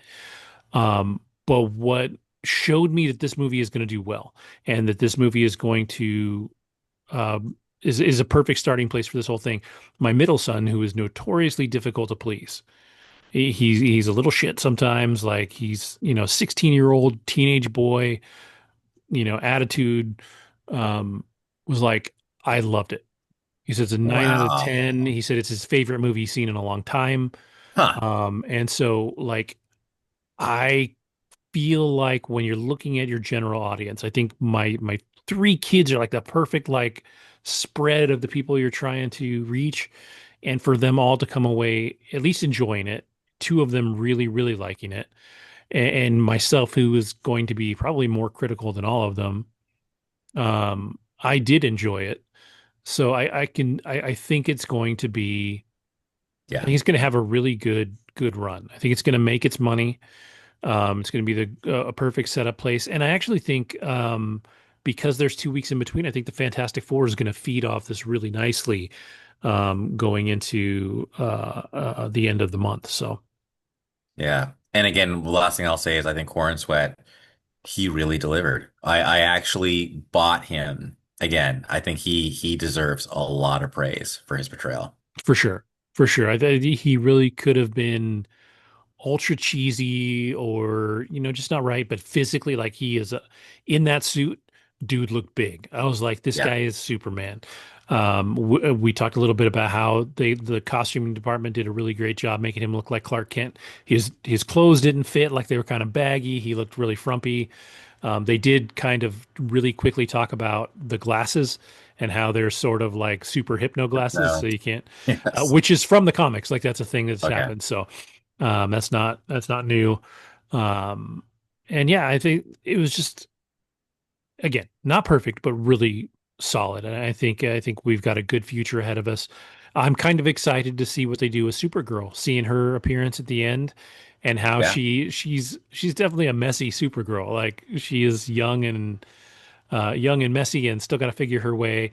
Um, but I like the look of Millie Alcock as Supergirl. I thought she's Yeah, you know me, I was kind of like, I wasn't convinced when the casting was announced, but once I saw her in the suit, in the role, I'm like, okay. yeah, And I want to see, I hope they actually go to other planets and everything, because this is definitely more of a cosmic, like just anything can happen. Like it was just funny when he's talking to Lois, but he's depressed and he's not like helping the Justice Gang like fight this thing in the background in the window. yeah. It's like, Yeah, he's like it's just a dimensional imp or something like that. And you're just like, yeah, oh, it's a okay. dimensional imp. Yeah, You he's like, know? they got it. So it's like let's see what what other planets maybe we see Millie hanging out in under the red sun. Yeah. So yeah. I Anyways, and I yeah, think too, I think the next two projects coming out are Supergirl and Lanterns. And Lanterns I am pumped for. I love the casting. I love the idea that it's a little bit of a true detective kind of thing. Like it's going to be almost like a murder mystery cop story with Kyle Chandler and and never remember his name. But Aaron Pierre. yeah, Aaron Pierre. And I think it's going to be I think that's going to be a great one. I'm excited to see that one. And then Peacemaker is coming out soon too. Peacemaker season 2, and I love that he had his appearance in there. And I love that the Reeves kid had his appearance there too. We knew Yes, it was yes, happening, but it was still nice to see. yeah, that So was that was really great. I pointed that one out to my kids. I was like, that's Superman's son. And to be fair, like for as great as Corn Sweat was, I think Christopher Reeve is still like the Superman. I think Michael Rosenbaum is still the Lex Luthor. thousand I percent. I do think, and I said to Lauren, I've said this before, he has the distinct advantage of building that character for 7 years. He's got so Yeah. much backstory and depth to that character. It's almost impossible to touch him. You almost have to look at every other Lex Luthor with him off to the side. It's just And even the writing, the motivation, I loved, and I know we're already late, but like I loved the fact that the Lex of Smallville actually wanted to be a good guy, I felt yeah, like. yeah, And it was just like he just got tired of being lied to by Clark. And then, of course, his dad Lionel was just a sucked, beast. So sucked. the guy was doomed from the start. Yeah. Yeah, and I think too, like that's my thing. That's probably one of the other problems that I had with Lex in this is that the Lex Luthor wants to. protect the world from the idea of Superman. In the best tellings of Lex Luthor, he looks at Superman not as a hero, but as a threat. Like if he can do all these things for good, what if he just said, you know what, fuck it, this is my world now? And there's a great telling of that and there's an animated version of it on HBO that I haven't watched. There's a story called Red Sun, and the story is that Superman lands in Russia instead of the U.S. Right. during the Cold War, and he is less than wonderful. And the hero of that story is actually Lex Luthor. Nice. Yeah, and so it's really a cool story. But yeah, the idea that Superman he could take over the world and nobody could do anything to stop him because he's friggin' Superman. And that is a genuine fear I that have a Lex Luthor question. has. Hmm. Is this the wussiest Superman we've ever seen on the big screen? And I say that because I feel like, yo, in this one, all I gotta do is get Homeboy who can just make kryptonite in his arm, and it's a wrap. Like I just feel like just beat him up, pin him down, javelin his ass with that kryptonite, and it's a wrap. I feel like he's the easiest one to take out. I just answer the question, but in my opinion, I he is the wussiest one. I think Smallville is But the that was easiest by one to take design. out. I think Smallville is the easiest one to take out. Because kryptonite is prevalent. Yes. There's a lot more kryptonite. He is more angsty, you Okay, in the know. movies then. Oh, for sure in the movies. Although, I mean, Superman straight up gave up his powers in Superman 2. So, I mean, You're making good arguments, my friend. But you're making good uh, arguments. But I feel like that first Superman though, he reversed time. You know what I'm saying? yeah, Like that, yeah, he was a powerful Superman. yeah. And I think I do think that when you take Superman, I would rather see a weaker Superman than a stronger Superman because the stronger he gets, the more ridiculous he gets, and the more ridiculous the threats have to be to fight him. And I think especially when you're starting a universe, he's Yeah. got to be at least moderately defeatable, Yeah, that's right? fine. I'm not saying it's a bad thing. I'm just Yeah, yeah. making a statement that this guy is okay. Wussy does have a connotation, so I'll say not wussy. I'll say the most depowered Superman we've seen on the big Yeah, for screen, sure. which is fine. For sure. Like Cavill's was, I don't know about overpowered, but I mean, he He probably was could have, hard. Yeah, yeah, he probably could have picked up a building with no problem. Whereas, Corn Sweat Superman, you know, it was given it there's effort. as all. Brandon Routh's Superman lifted up that whole freaking Kryptonite Island, right? He's the Like, strongest, actually. Yeah. yeah, yeah. And so, yeah, yeah. Lauren's like, this is such a guy conversation. Who's the most powerful? No, it's uh, just so I wouldn't even I can't Yeah, even contribute to this conversation because I don't know which Superman is stronger than yeah, there's this. a whole boatload of lore around Superman, but I did point Yeah, out to her too when Superman started in he couldn't Action even Comics fly. #1, he couldn't fly. Yeah, He was bulletproof and he was very strong. Certainly not as strong as even Corn Sweat Superman. Like, when you've been around for 80 plus years, yeah. they kind of overpower him. They've done the same thing with the Hulk in the comics, like Wolverine in the comics. Like it's you make this guy that's a great character, and then you're like, well, we have to keep making villains strong enough to beat him, and then he's got to become strong enough to beat that villain, and you start this cycle of overbuilding. Apparently, the only time overpowering someone or making them more powerful has worked is apparently the Captain America of the movies is definitely more powerful than the ones in the comics. Like a lot of times people say, yeah, there's no way Cap in the comics could take Spidey, for example, which is pretty funny. Because yeah, the Chris Evans Cap is like, dude, yeah, you can't do that. But in the Well, movies, he's and comic book Spider-Man is ridiculously strong. yeah, And yeah, there's a whole lot of that too. But yeah, I agree. I agree with that, but he was no K1 to overpower because he's got that moral compass, right? And so, 1000%. they kind of needed their Superman, but he also had to be able to go at least sort of toe to toe with Thor at times. And Iron Man even Yeah, he had to earn his right as part of the Holy Trinity yeah, of their Trinity. yeah. And yeah, in that moment anyways, in Endgame, come on, man. So anyways, we're on the same page. Yep, yep. I feel like it didn't even really showcase a lot of, in at least in this film, a lot of his just supernatural powers per se. Correct. It Hmm. was more of just him in adulthood, what he stood for, and then you throw in like a lot of political undertones between calling him an alien and then the war that was going on between these two countries. It was more of just, Russia, Ukraine.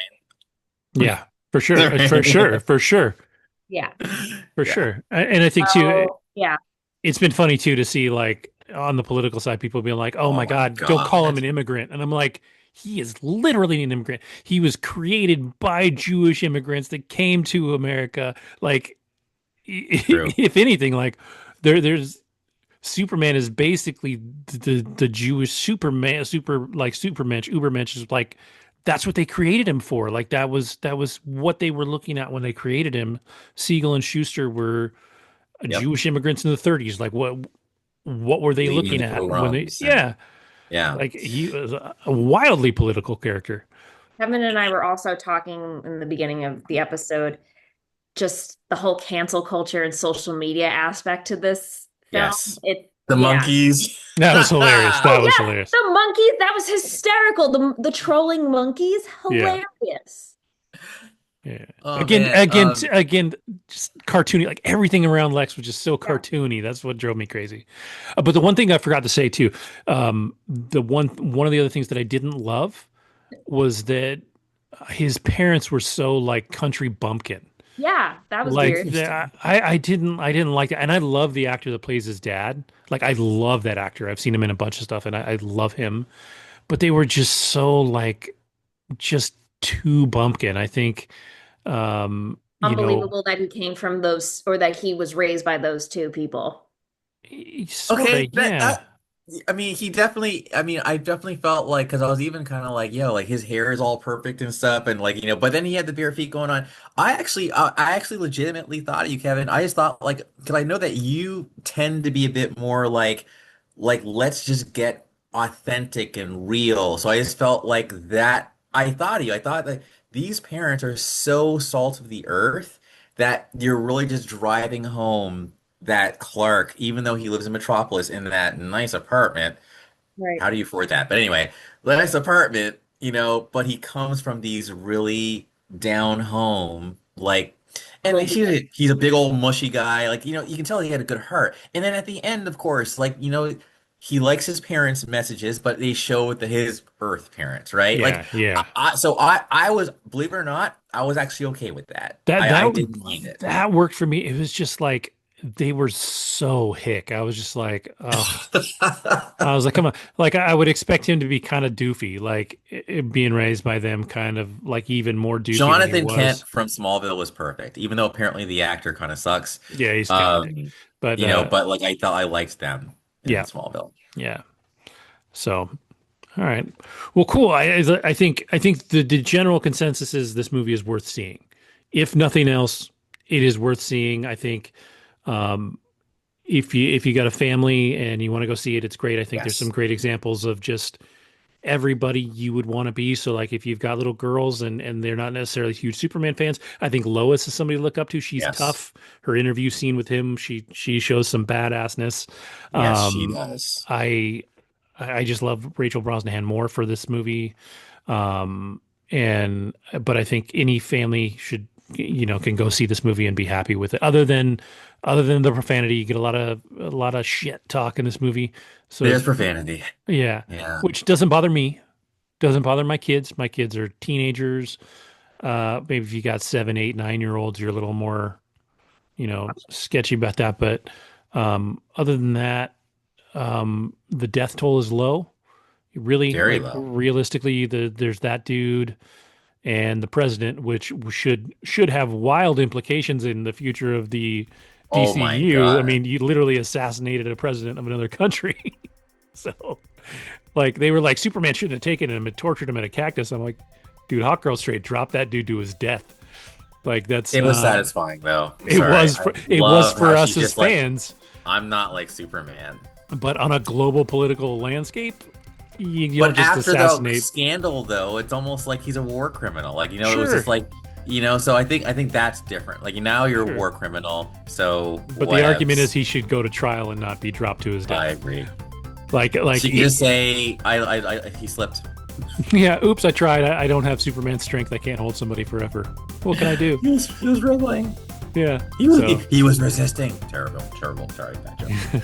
Moving right along. so cool. Well, that's great. I'm glad you made it. I'm glad we got a little more Thanks, talk man. about it Thanks for because waiting for me. yeah. Well, if you go back and watch this episode, I ran my mouth for a long time about this movie, so it was good to get a third opinion. So. But cool. With that, I will say thank you to everybody for watching, putting up with me rambling about Superman. Have a great week, and we'll see you next time.